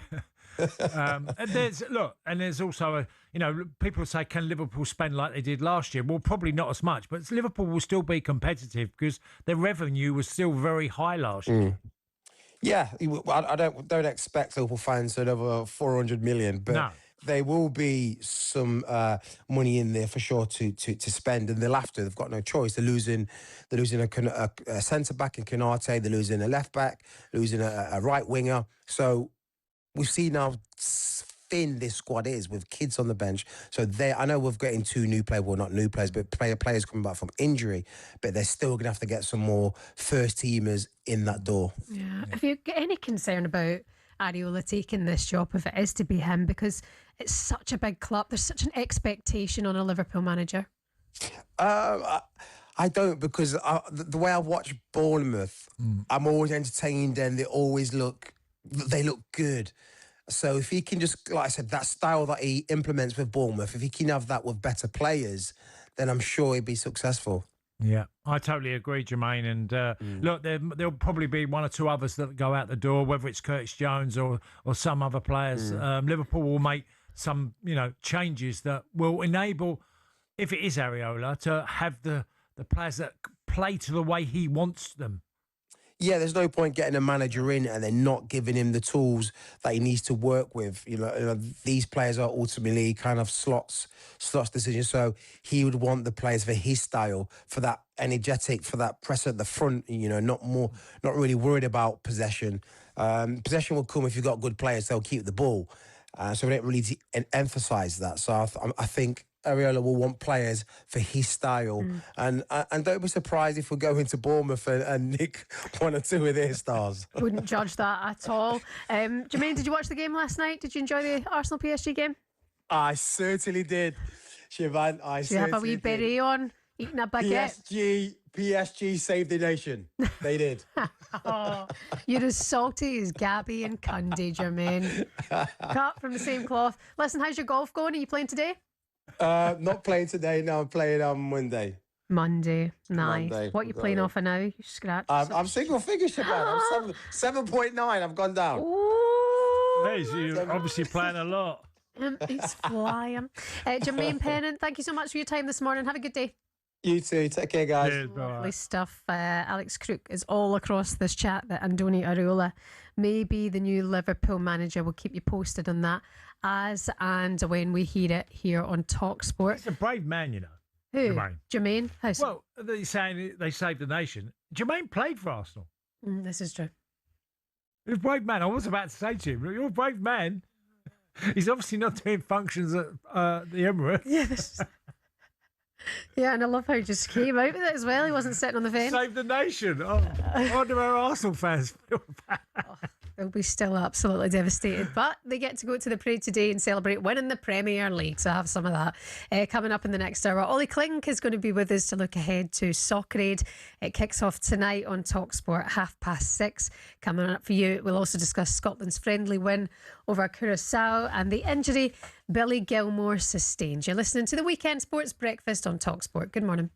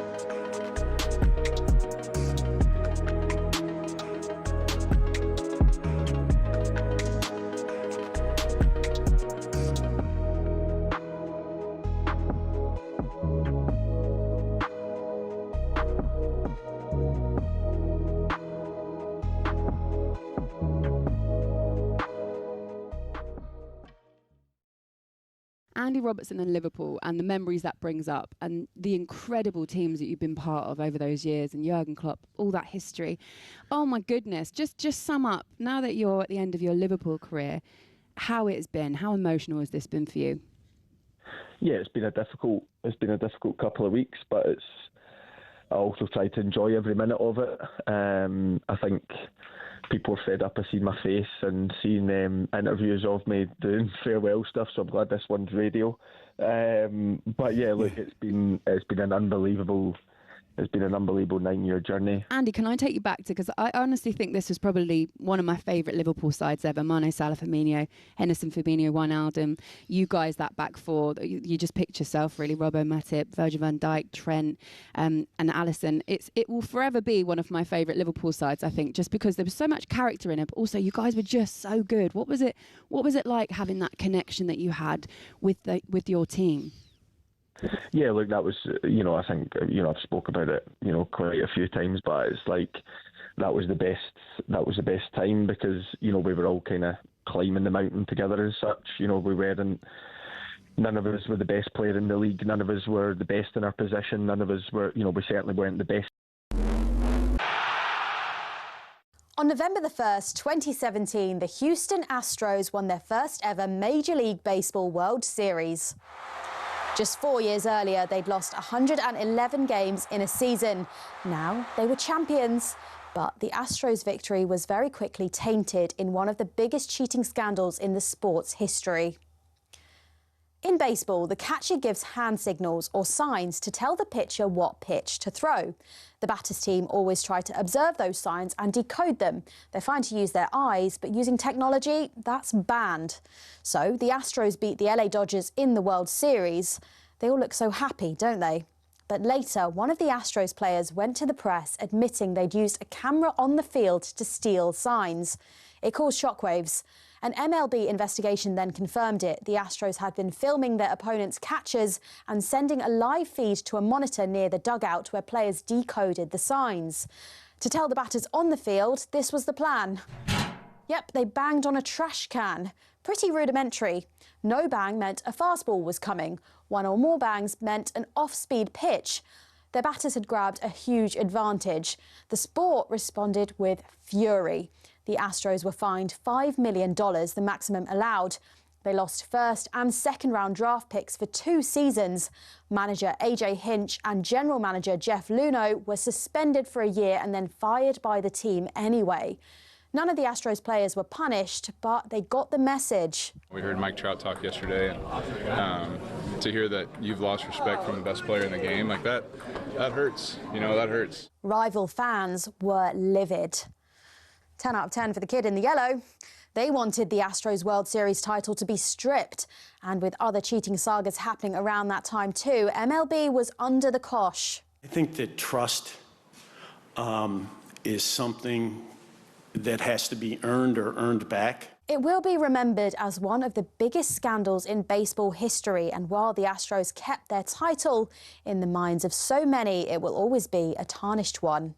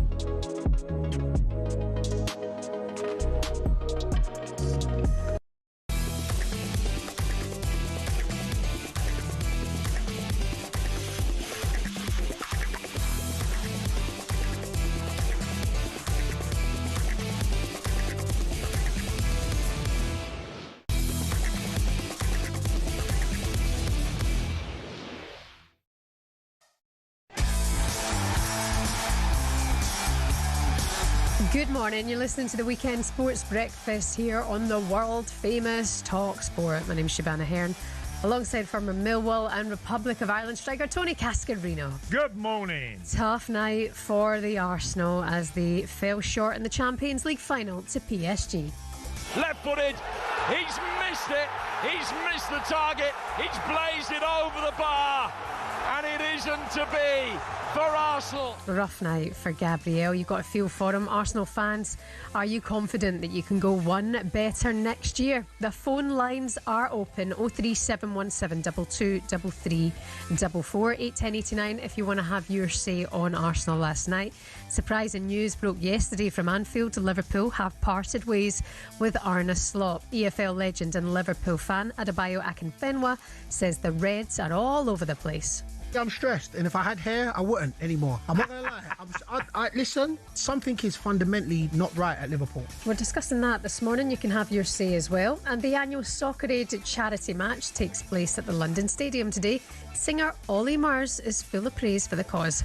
It just gets bigger and better, and for Robbie and Johnny, when they put this together all them years ago, to go on and raise 121 million is just amazing, and that really does make a huge difference. I'm looking forward to this tonight, like I say, for a brilliant cause, and the stars that have been on drive this week building up to Soccer Aid, it's been absolutely brilliant. Andy Goldstein at the helm of Soccer Aid, 6:30 live for you here on talkSPORT. It's the Weekend Sports Breakfast on talkSPORT. Good morning. I know it's all for a good cause, right, Cass? Yeah. That's the important thing. But I don't mind seeing a bit of aggression. I don't mind seeing like a former pro, half a celebrity. Oh, what, having to go in the... Little ankle breaker, look. What, in what, soccer? Rough them up a bit. These pampered celebrities. There's been a few. Who was the chef who got... I think Teddy Sheringham had a bit of a clash with one of the chefs in Soccer Aid. Oh, really? Like a tackle. Do you remember Ben Shepherd I'm trying to think which one. Got a red for being too rough. Yeah, you do get... Look, sometimes when you play and you come up against players of a lesser level, that they do like to try and do a crunching tackle on you. Apparently, it was Gordon Ramsay who took... Gordon Ramsay, that was right, Oh, yeah. that's brave. Yeah, like...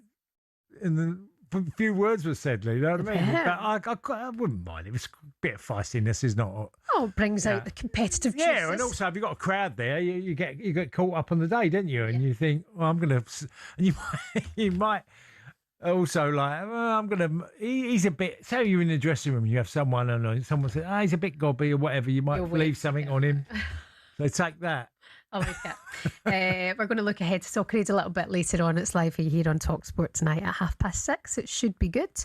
Let's get some Scotland chat now with the World Cup just around the corner. It's a great result, 4-1 against Curaçao. 2 goals from Lawrence Shankland, a couple of others from Finlay Curtis and Ryan Christie. But there was a big blow last night that midfielder Billy Gilmour has suffered a knee injury so bad that he's now going to miss the World Cup, which is a shame. Before we talk to our next guest, Cass, how difficult are these friendlies? And as a footballer, it's a warm-up, it's a send-off. You have to have them. Yeah. You have to play them, and sometimes players get injured. That is just what it is. You've got to get fit. You've got to get to a level of fitness that it benefits you going into a major tournament. I know. And then it's one of those things where the things that you don't want to happen happens in these games, because then you lose players. I got injured in the build-up to America 94. A week before the tournament started, I pulled my calf. Yeah. I was in the squad and I went and I had to literally wait for the end of the group phase. So that happens to players. And look, for Billy, it's a massive blow. He's such a good player. He's such a great wee player. So we're gutted that Gilly Gilmour, I always say that. I'm not even drinking this morning. Billy Gilmour will be out. We're thinking of him. Let's talk now to former Scotland and Aberdeen striker, talkSPORT Scotland co-commentator Mark McGee is with us now. Good morning, Mark. Hiya, Mark. Good morning, Shebahn. Good morning, Tony. Good morning. So, Billy, you watched the game yesterday, Mark. It looks quite an innocuous sort of thing that happened to Billy, didn't it? Walked off, okay. He actually went down several times before the time when he went down when he got the injury. My son had arrived late to watch it, and I'd said that as he went down, that he's been down 2 or 3 times, and I quite often feel that these sort of slighter players, less stature, the defenders can be a bit harder on them, and they feel it more than the more robust lads, and I think that was a little bit of it, the treatment he got I didn't think was great from the start of the game. Yeah. Well, he's a big bloke for the lad. He's only, 24, playing football in Italy, an opportunity to go to a World Cup, all taken away. Well, I'm a season ticket. My son and I are season ticket holders at Brighton, and Billy, when he was there, was Archie, my son's favourite player, and has remained, one of his big favourites. And Archie always argues he should never have left, so I know that he's absolutely gutted for him, but we all are, The expectation is it's maybe not once in a lifetime, because there'll be other World Cups for Billy, hopefully, but the disappointment that he's feeling this morning, and I think is shared. We're all absolutely gutted for him, and imagine his family all planning to go there and get and see him, and it's just horrible. Yeah. As for the game, Mark, the Carousel lead 1-0, red card happens, then Scotland take control and eventually wins comfortable. Tell us how you saw the game, and obviously the 10 men made a big difference. Yeah, I think it did, and it should. But I think the game, I don't mean it's irrelevant. Did you say a second ago, you need these games, and they've got another one to come, of course. But you've got to try and navigate them with as few injuries as possible. And I think the thing about it is they arrive in America today, and they want to train tomorrow. Now, if John McGinn and Scott McTominay and one or two others play yesterday, they don't train for the next 3 days. So Steve can't do his preparation for the next game, and it's part of that is for the Haiti game. So the team he picked was the right team, given the team that will probably start against Haiti. So we've got to take that into account. So therefore, the first half was a bit untidy, it was a bit disjointed. But eventually, when they made some changes, some substitutions, I thought Shankland was terrific. I've had high hopes for anybody. I've been telling people I think he could be the Scotland star as much as John and Scott and other guys like that. I think Lawrence Shankland could have a big World Cup. Yeah, I'm glad you mentioned that, because we focus on John and McTominay and Tierney and Robertson, but Lawrence Shankland has had such a good season, and then he's got that confidence yesterday going into a World Cup. He's going to be huge for us. He's crucial for us, actually. Well, I think, at the level they're going to play at, they need players that have got football intelligence. And, I watched a lot of them because of the situation at the end of the Scottish season last year. Yeah. I saw more in those last weeks of the season of Hearts than I'd seen for the whole season. And it wasn't just the fact that he was able to get important goals at the right time in games, but it was his link play. And I saw subtleties. There was a couple of times I saw him play turning, I saw almost a la Harry Kane, sort of getting turned and feeding other people in, as a centre forward, coming off. Tony knows this, he could do it, coming off and feeding other people in behind the back four and getting people in. Really intelligent play. So I've got high hopes for him. Oh, well, he's also, when I've watched him, I've always felt he doesn't get fazed by the type of game he's in, what he needs to do. I just felt he has a really good mentality when he plays. Yeah, I agree with that. I've learned that about him recently, that he's got even when he scored yesterday, he wasn't doing somersaults, it was all under control, you could tell he was pleased with himself, but it was moderate in his celebration, and I think that showed a kind of maturity, and that's what I like about him. He's a bit of a leader out there, he's prepared to take responsibility, and we're going to need that along with Scott and John and Andy and Kieran and the really, Craig Gordon, the really experienced players. But Lawrence is another one of those. And the more of them you've got in the team, the better chance you've got. And probably good for him as well, personally, to make the signing for Rangers, to get that done before heading to the World Cup. It means now he's just fully focused on Scotland and the job that he used to do while we're away. Mark, are you looking forward to it? Are you excited for this group stage coming up? I mean, we spoke a couple of weeks ago when the squad was announced. We need to try and beat Haiti. That's our chance. They're a physical side. Do you think we can get at them? Yeah, absolutely. I think, I've looked a lot at them, obviously, since we knew the group, and I knew that I was going to be involved in commentating on them. They have a couple of big centre forwards. The boy Nazon, who's a sort of all-time top goal scorer, Piero. They're both like 6'4" centre forwards, but they'll be dangerous if, at set plays, at corners, that sort of thing. But in general play, we should be able to cope with them. But I think it's important that we don't get in a physical battle with them. We're going to have to outplay them. And I think Haiti is the game where we can have the majority of the possession. And unfortunately, I think that a player like Billy Gilmore is the sort of player that we need in that game. So we're going to have to look for someone else, because I think that, they're going to have to play football against Haiti to beat them well, not get involved in a fight with them. Looking forward to it, Mark, and also Haiti going to be used to the conditions as well. I mean, that's where I think we're really going to struggle, albeit that game will be 9 p.m. out there for us. Mark, look forward to seeing you there. Take care of yourself and we'll see you soon. Cheers, Mark. Thanks, guys. Former Scotland assistant there, Mark McGee, with us on the Weekend Sports Breakfast. Coming up for you next, we'll look ahead to Soccer Aid. It's live on talkSPORT tonight.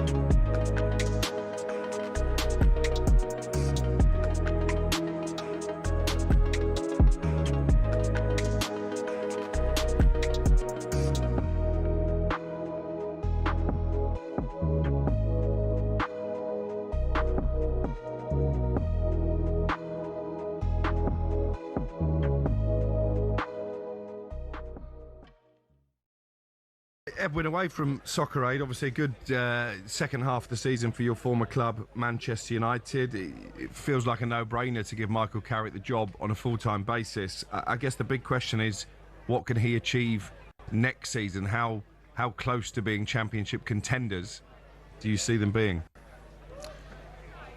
Yeah, but I think what Michael brought was stability, clarity. Got some players in, played a lot of times the same team, and formation that was recognizable for the fans.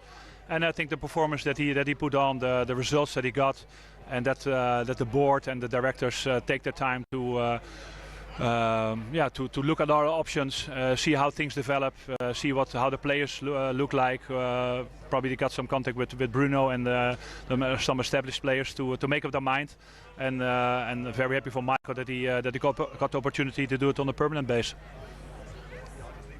What about Michael Carrick's big selections this summer? What has he got to do in order to make them more competitive next season in terms of winning the...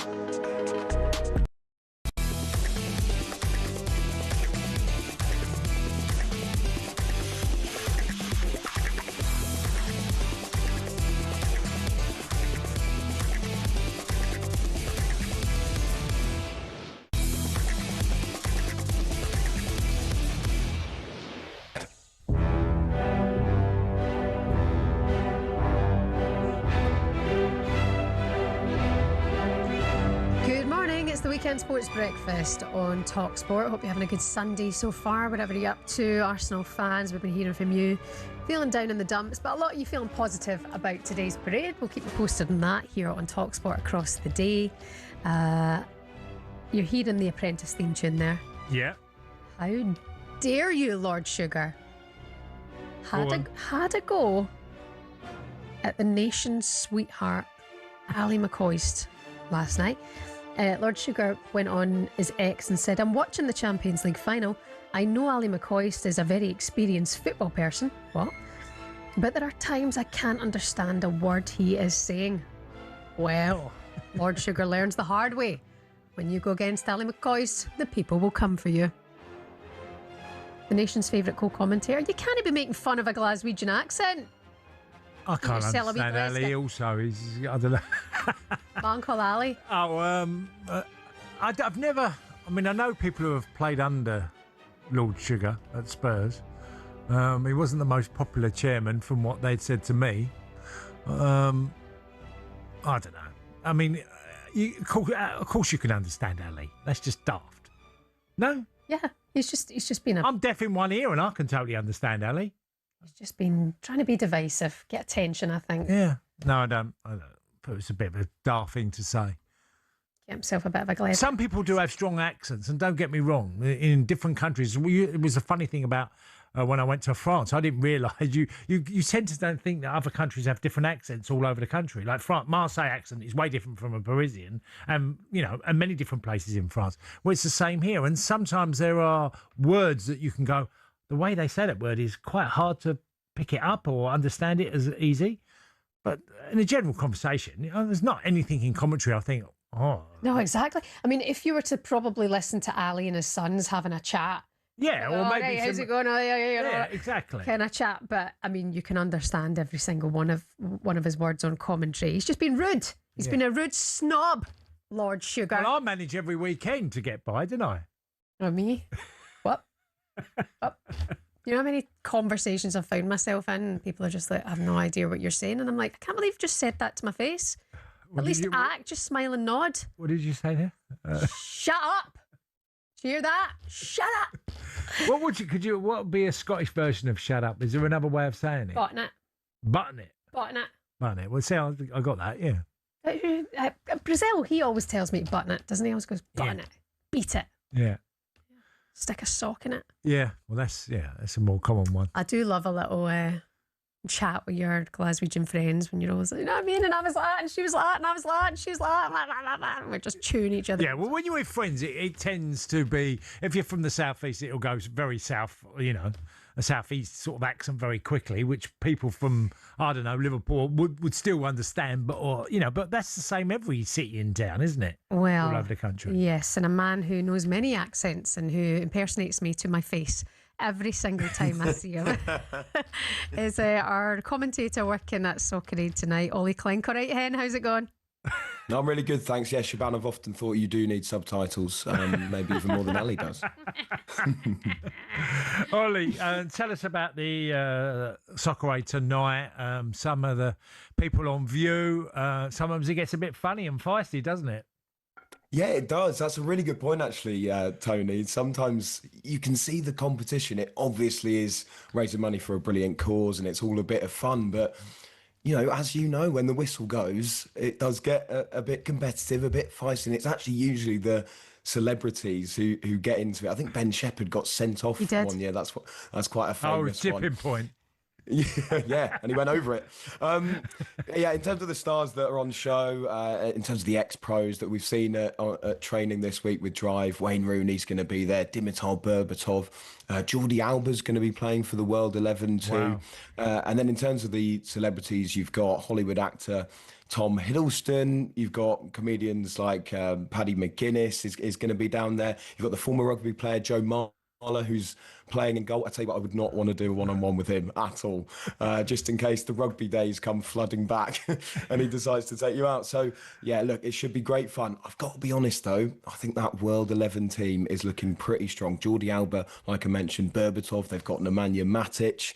England have got the likes of Jermaine Defoe and Sean Wright-Phillips, who weren't bad players back in the day. Oh, that sounded a bit muggy.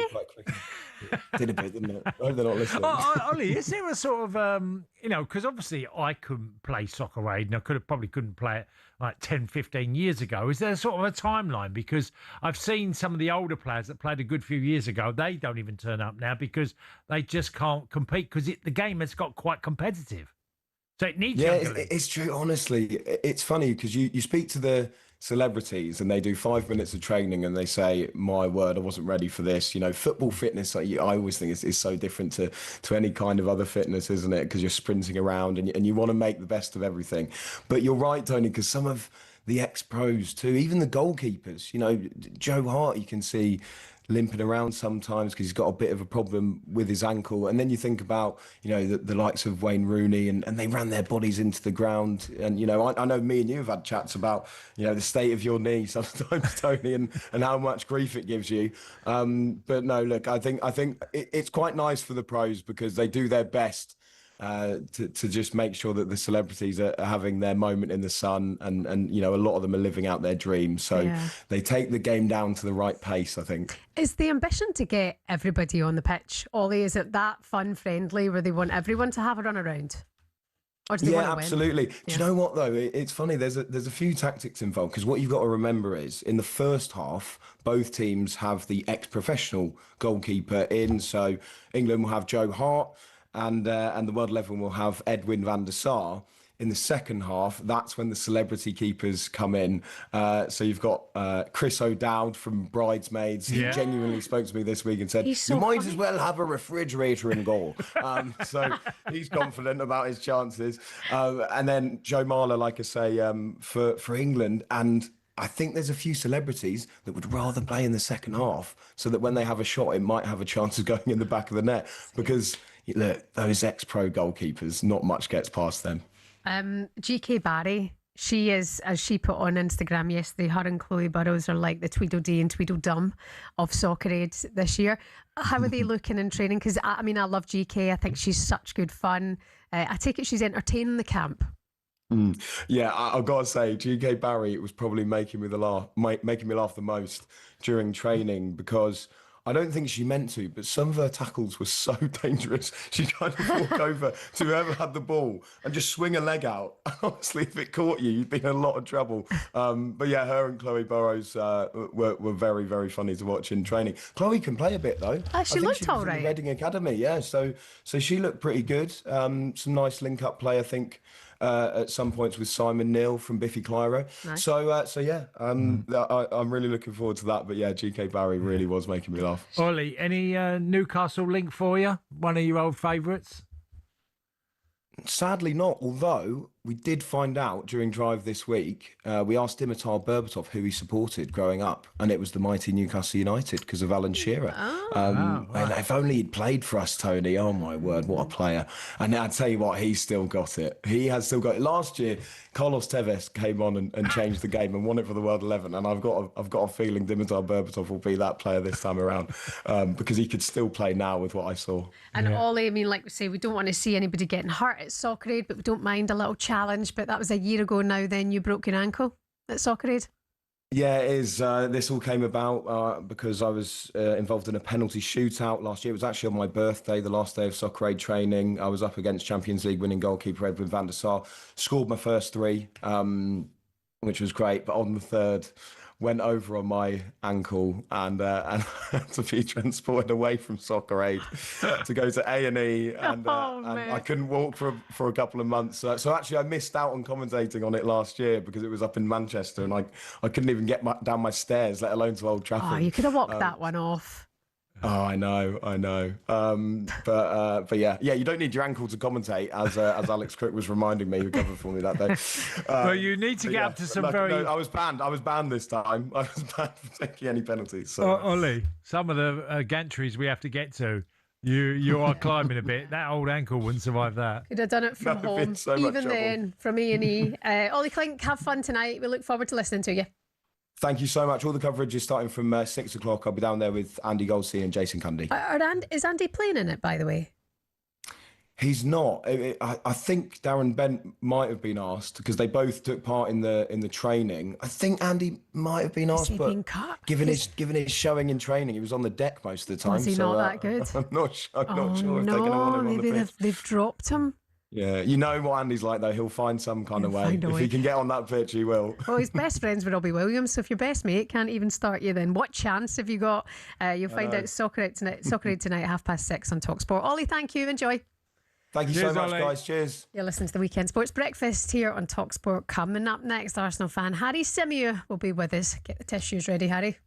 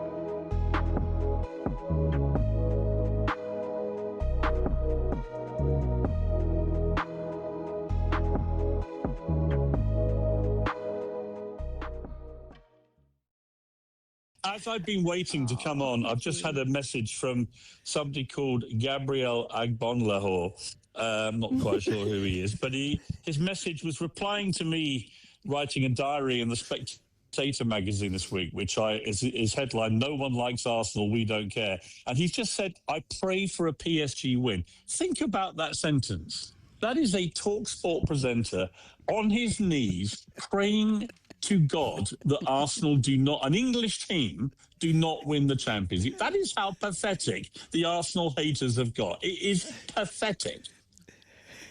I want to ask you about that, Pierre, and I'm deadly serious, right? I'm deadly serious, right? I remember West Ham getting that Conference League final. Just about the whole country was behind them. Certainly Palace last week. Everybody was behind them. Why? What is it with Arsenal? I just cannot understand how any fan base that has me, Keir Starmer, Jeremy Corbyn, the president of Rwanda. You've answered that. And I haven't finished yet. And the late Osama bin Laden.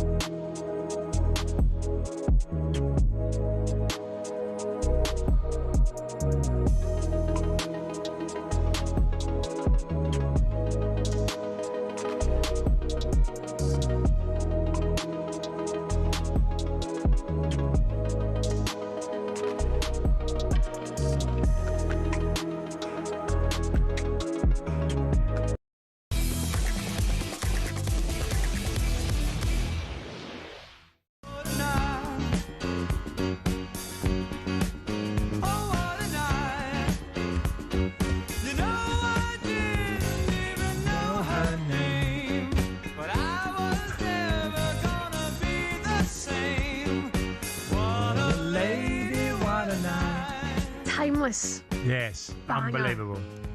His story, Frankie Valli's story, is on a personal note, is a sad one, but a great one. The difficulties of the band. You have to go back a long time though when they started. Well, He's in late 80s, Frankie Valli, I think. Well, yeah, it was his birthday the other day, wasn't it? Yeah, Last week we were talking about it. something. We said 85. But reason being we're playing this because it's Clint Eastwood's birthday today, and he directed the Jersey Boys, which I didn't know.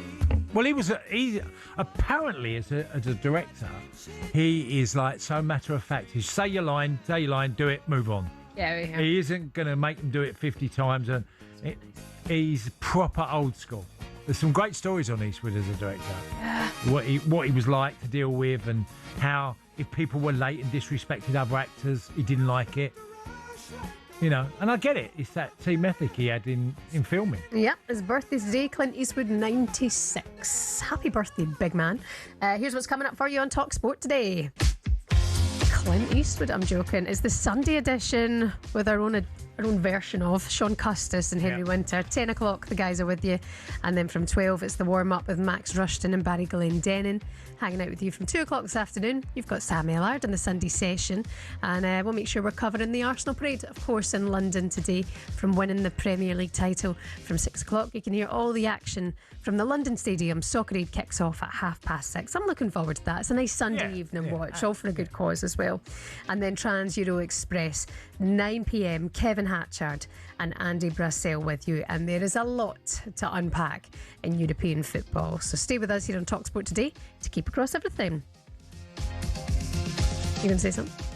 I was thinking of doing the link to our next guest. I love. We were talking about Clint Eastwood and we got Dirty Harry waiting, haven't we? Oh, yeah. No, it's just about that. In fact, let's go to him now. Harry, you with us? Harry Simiu. Hi, How are you, buddy? You okay? Hi, Harry. Oh, Harry. I'm heartbroken. I'm not going to lie to you. I've only got home from Budapest about 2 hours ago. I'm absolutely crestfallen. I know everybody kept saying, it doesn't, it's a free hit. Some people were saying you can't ever call a Champions League final a free hit. And I think the way it all happened and the way Arsenal ended up losing it is just really, really difficult to take. And, you guys mentioned the parade. We're all going to be down there today sort of showing our appreciation and support to the team and the boys. But, yeah, So, it would have been Harry, much nicer with 2 trophies. Okay. Tell us the most painful thing for you then, as an Arsenal fan, and you tell, I speak to you a lot when I bump into you at the Emirates, and tell us what you found the most difficult to take. Is it just the penalty shootout, the money you lost, or certain individuals who are, it's so painful for them as well that you'd know? It's ultimately the result. I mean, ultimately it's the result, right? I think when you get to a Champions League final, and it's not a regular occurrence for Arsenal, right? 20 years ago was the last one. You're just desperate to win it. And I think when you have the start to the game that Arsenal did, there was a lot of debate about whether Kai Havertz should start up front, and then bang, 6 minutes in, he sticks the ball in the roof of the net and you think, oh my God, it's going to be our day. Everything's sort of going our way. And then to kind of slowly see it get away from you is really difficult. I feel really sorry for some of the individual players as well that have given so much effort over the course of the season. Like, honestly, Gabriel is the last player that deserved to miss a penalty. I know it can happen. I've got my questions as to why he was the guy taking the 5th penalty, given that there were still forwards available. Madueke was there, Zubamendi was there.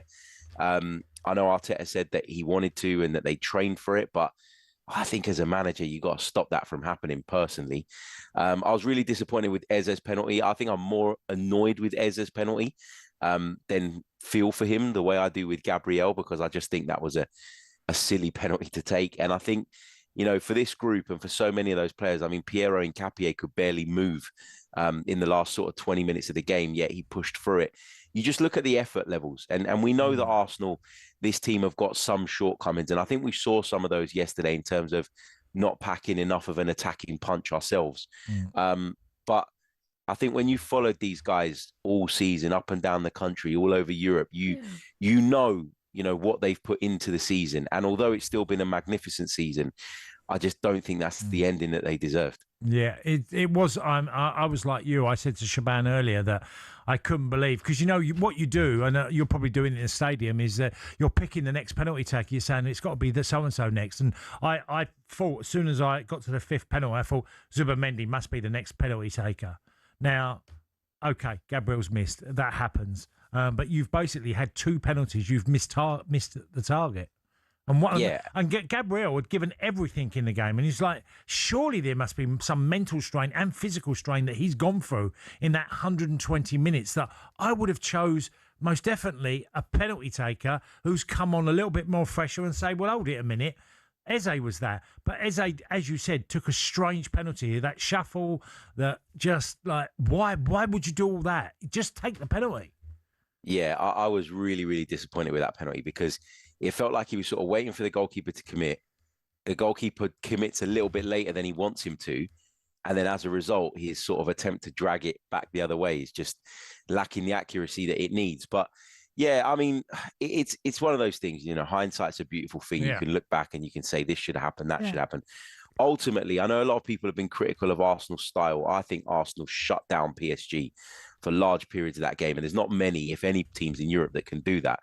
So I think when you see a team go through the ringer and put that much effort in off the ball and be as organised and as defensively resolute as they were, to see it then get away from you. Because make no bones about it, right? PSG win it. They win it on a penalty shootout, but they didn't play particularly well yesterday. No. And you look at those scenes and sort of being inside the stadium, there was way more Arsenal fans than PSG fans. There was way more Arsenal fans in Budapest. And I just thought if any set of supporters on the night deserved it, and I know I'm biased, it was us. And it was Mikel Arteta and it was this group of players. And, you know, everybody keeps saying to me, chin up, you know, it's okay. You know, it's still been a great season, and it has. But you don't get over Champions League final defeats in a matter of hours. I'm sorry, you just don't. No, that's absolutely fine. I mean, you're entitled to feel that way. You're probably speaking for all measures, level-headed Arsenal fans who feel the same way. Harry, I wanted to ask you about this, you know, like the hate that comes their way. They kind of celebrating their loss. There's a lot of it going around on social media. I mean, even teams like Chelsea, their admin posting pictures of when they won the Champions League. Like, how do you feel about that? Quite frankly, I think it's embarrassing. And we saw some embarrassing scenes on talkSPORT last night as well. I have to point out social media videos of certain people jumping around in PSG kits. And I thought Perry Groves did a great job of putting them in their place. You know, if you're watching on the screen and you haven't seen this is Gabby and Jason Cundy. This is embarrassing. This is embarrassing. And I'll tell you, and I'll say this to Jason Cundy and to Gabby when I next see them, right? This is... Like, if you want to be a comedy show and just mock people, then that's absolutely fine. But these two guys have played football at the highest level, right? And they should know what it's like to lose in a penalty shootout or to have something so close and then to fall that little bit short. And I just think it's something that Arsenal get in a way that other clubs don't get. And I don't really understand why, to be honest with you.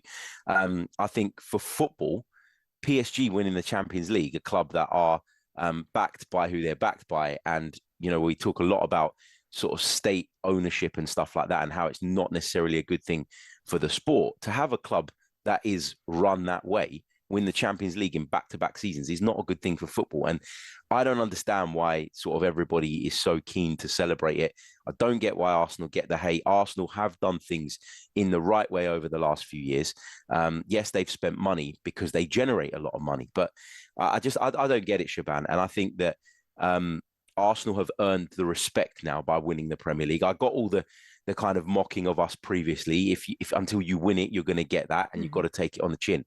But Arsenal are the Premier League champions, and they deserve way more respect than some of what we've seen over the course of the last sort of 12 hours. Club admins doing stuff like, I mean, have some class. I get it from fans, right? Fans are entitled to say what they want. But when footballing clubs and institutions are posting stuff like that, honestly, I think it's embarrassing. I really do. Is that a way though, Harry, that because they can back it up, like they've been there, they've done it. Even, you know, Jason Cundy and Gabby Agbonlahor dancing around yesterday, like they've played at the top level. You know, that's their way of just having that housery and banter. I don't think any of them played a Champions League final, did they? Well, they've still played, you know, in the Premier League, I suppose. I know, but that's my point. Like, I think if you've played the game, and Tony can correct me if I'm wrong, sportsmanship, maybe. I think you should have a greater level of respect than someone like me who, you know, can only have wished to have played at that level. I think that makes it even worse, personally. Well, I did say to Shebahn earlier, I said it's not punditry that I would do because I want to be taken seriously, and you did. And look, they do it brilliantly. You know, that they joke, whether you like it or not, Harry, there are people that enjoy that type of banter. I wouldn't personally do it, but that is them. And look, there's loads of people who watch it and enjoy it and think it's funny, and also have it done against them as well. Yeah. There'll be stuff done against Aston Villa or Chelsea along the way. That it does happen. I mean, it was just what they do. And that's the thing, Harry. Then this will always come full circle. You know, there will be times where then you're able to banter, you know, Gabby the other way, I mean, and Jason's hammered Tottenham forever, and exactly. You know, and listen, I love them both as guys. No, we know. Yeah. I love them both as guys, but when I saw that clip last night when I was in the airport in Budapest, you're in meltdown. Right, I just thought that was embarrassing. You know, the fact that they've got PSG, like, and if people want that, that's what they want, and who am I to tell them what they should watch and what they should listen to? But I just think Arsenal, having won the Premier League this season, especially, deserve a much higher level of respect than what they're getting. And I think, you know, if that's the kind of thing we're going to get when we narrowly lose in a Champions League final, I just think it's really poor. You won't see Arsenal's admin, by the way, posting the next time an English team losing a Champions League final. We just don't do things like that. No. Even Jed Spence. Did you see that post from Jed Spence? No, what did he say? What was that about? He posted there was a post of that went out when Arsenal beat Spurs of Mosquera. And I think the quote was like locked down because Jed Spence couldn't get past him. And then he's like posted something with the unlocked sign. And I just thought to myself, all right, you got the banter your way, you're giving it back a little bit. But I think it's embarrassing. It's a bit of housery, isn't it? But listen, Harry, you speak so well as ever. I can feel your pain this morning. But enjoy today. Enjoy being at the parade and enjoy what's been a brilliant season. Thanks, guys. Cheers, Harry. All right, Harry. Cheers. Speak to you again very, very soon. There's a lot of people getting in touch, actually. So. He's a real supporter, Harry. Yeah, no, he is. No, and it's true. I mean, I think Jamie and Jason they're hysterical, but I'm not an Arsenal fan. You know? No, I mean, they are. I mean, I've known Jason since he was early, not late, well, probably when he was about 20, 21. And he's always there, and he'll take it as well, by the way. And also there's there's a massive following of people who loved what they did last night as well, but Arsenal fans will be feeling so heartbroken. Well, where's the line on humour? Yeah. That's what you know. I mean, watching that video now of them dancing in the office with the PSG tops, I'm like, you've got to take that with a pinch of salt because they're trying to wind you up. So that's what they're doing, and they've achieved. I mean, you know, Harry, obviously, it's very difficult the night after, and you get up in the morning, you come to his, and Harry's always been a hardcore Arsenal fan. You know, and it's worked for them too. Yeah, he will have a word with them, though, I'm sure. Yeah, the week goes on for Arsenal men to win the Champions League. By the way, today the Arsenal women and Arsenal men will be at the parade and the open top bus, 2 p.m. on the Holloway Road. talkSPORT will keep you right across it. And don't forget, the latest edition of the talkSPORT Daily Podcast is available now. Our voice of live football, Adrian Durham, alongside former England defender Stuart Pearson, our commentator Jim Proudfoot, all inside the stadium last night reacting to that defeat for Arsenal. And of course, praising PSG being crowned the European champions for the second year in a row. talkSPORT Daily Podcast is available for you now wherever you get your podcasts or for free on the talkSPORT app. It's the Weekend Sports Breakfast on talkSPORT Morning.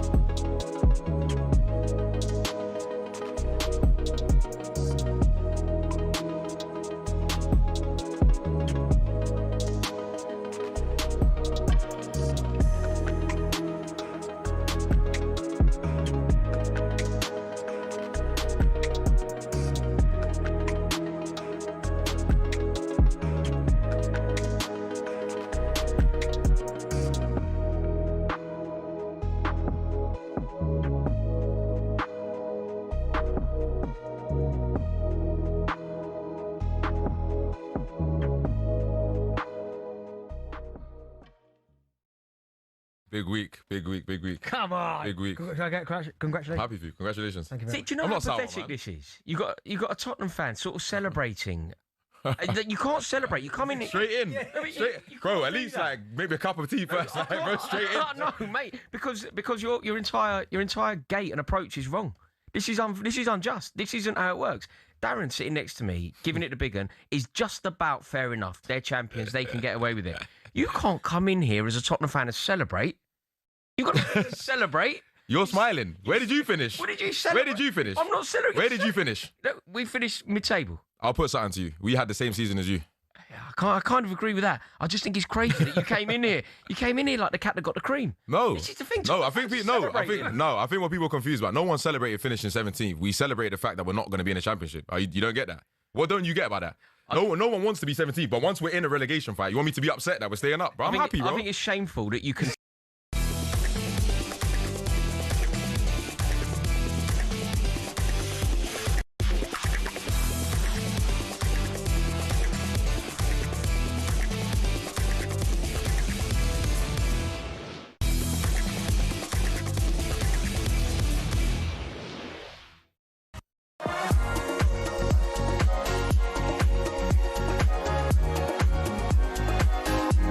very good morning to you. It's the Weekend Sports Breakfast here on talkSPORT. Shebahn Aherne and Tony Cascarino.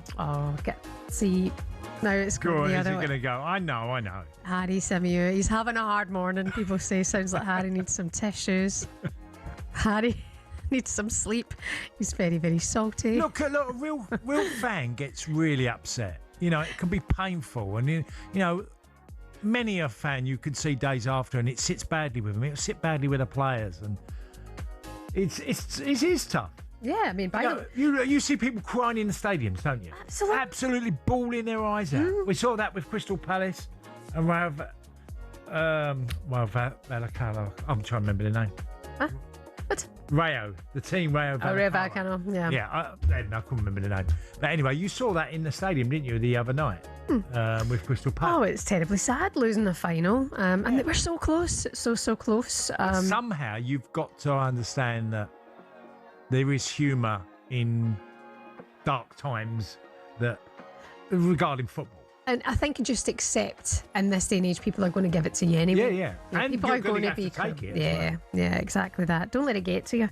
Mikel Arteta, we heard from him after the game. He wants to banish the ghosts of last night's loss with the Champions League trophy in the future.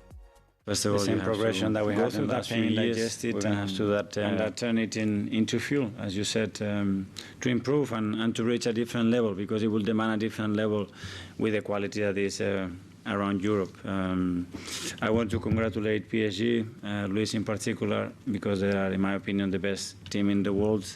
What they are able to do with the ball, with individual actions, I haven't seen it, and it's not the plan to play in certain areas when you don't have the ball, but they force you to do that. So even more credit to the players. He was good. He spoke really well, I think, last night in defeat. Yeah, he's absolutely right. What Luis Enrique has created at PSG is extraordinary. They're a fabulous team, and it's very easy for us to all just to sit and say, well, you need to do this, you need to do that, and then you come up against a side that's so gifted. Mm-hmm. I remember playing against Luis Figo's Portugal with Ireland. We got beat 3-0 out there, and it felt like, can't get even close to them. They were that good on the night. You know, and that happens. Yeah, Mikel Arteta can really hold his head high. He had the job to do this season and win the Premier League, and he'd done that. He did that by 7 points as well. And I remember sitting here just a couple of months ago talking about the fire at the training ground and stuff, and saying that I found it all a bit cringe. But he did what he had to do to motivate his team. Yeah, and actually, if you're not a fan, you should just step back and have a look and accept that he's done the right things, because he has. I think that the club will just look at, and him likewise, and go, right, what's required next season? Mm-hmm. How do we move up another level?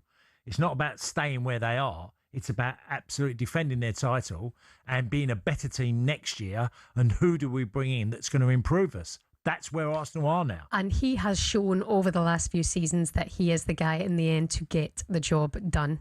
So stick with it. Stick with Mikel Arteta, because you're looking at probably another final next season. Well, it's hard to bet. Now you're looking into next season, Shebahn, and you're going, well, who can win the title? And the first port of call will be, well, the team that finish in front of Arsenal will win it. Yeah. Because that's how you judge Man City. Yeah. You know, you had to finish in front of them to win it. And then it would Liverpool. So, So in the end, it's been the successful season. Yeah, fell short last night, but a very successful season. Enjoy the bus parade, by the way, if you're going. So many people I know who we know from the office, friends, family, all heading to the parade today. So enjoy it. Enjoy the fact that you did win the Premier League. By the way, we're building up to the World Cup. We've got every game live on the talkSPORT network, and the latest episode of How to Win the World Cup is live for you now. We've got Matt Ford, comedian Susie McCabe, with former USA keeper Brad Friedel, and it's all about the penalties and pressure of a World Cup penalty shootout ahead of this summer's tournament. Obviously talking about the pressure of Gabriel taking that penalty last night and it not to be. Here, Brad Friedel says the media have played a role in increasing pressure on England heading into penalty shootouts in previous World Cups. I think the Premier League doesn't help with the tired legs, that's for sure. I think it's the press and the pressure more so that puts the pressure on the English players, and then it just snowballed, and it became this enormous thing where all these brilliant players, and they are brilliant players, almost look just it was like nerve-wracking watching them walk up, grab the ball, and put it on the spot. and you're thinking, oh no, you're going to miss two. Yeah. How Do you think that's a uniquely English thing? Yeah. Oh God. Yeah. Oh God. No, but I think it's changed. I think it's changed. Whatever. I think Southgate started it a little bit to try to take the ease off the players a little bit. Incredible pressure. Yeah, there is, but I wouldn't agree with Brad that other countries do. Have you? Brazil, Argentina, Spain, France, Germany, all these clubs, Italy. There's huge pressure on them. On everyone? On everyone. If you're a leading nation and the expectation of your citizens is that they think that you can win it or you should win it, there was about 6 or 8 countries in the world that you can say they expect to be there and to be in finals and to win penalty shootouts. When is it you start to think about penalties playing a game? Is it when it goes to extra time, or are you thinking about it at the start?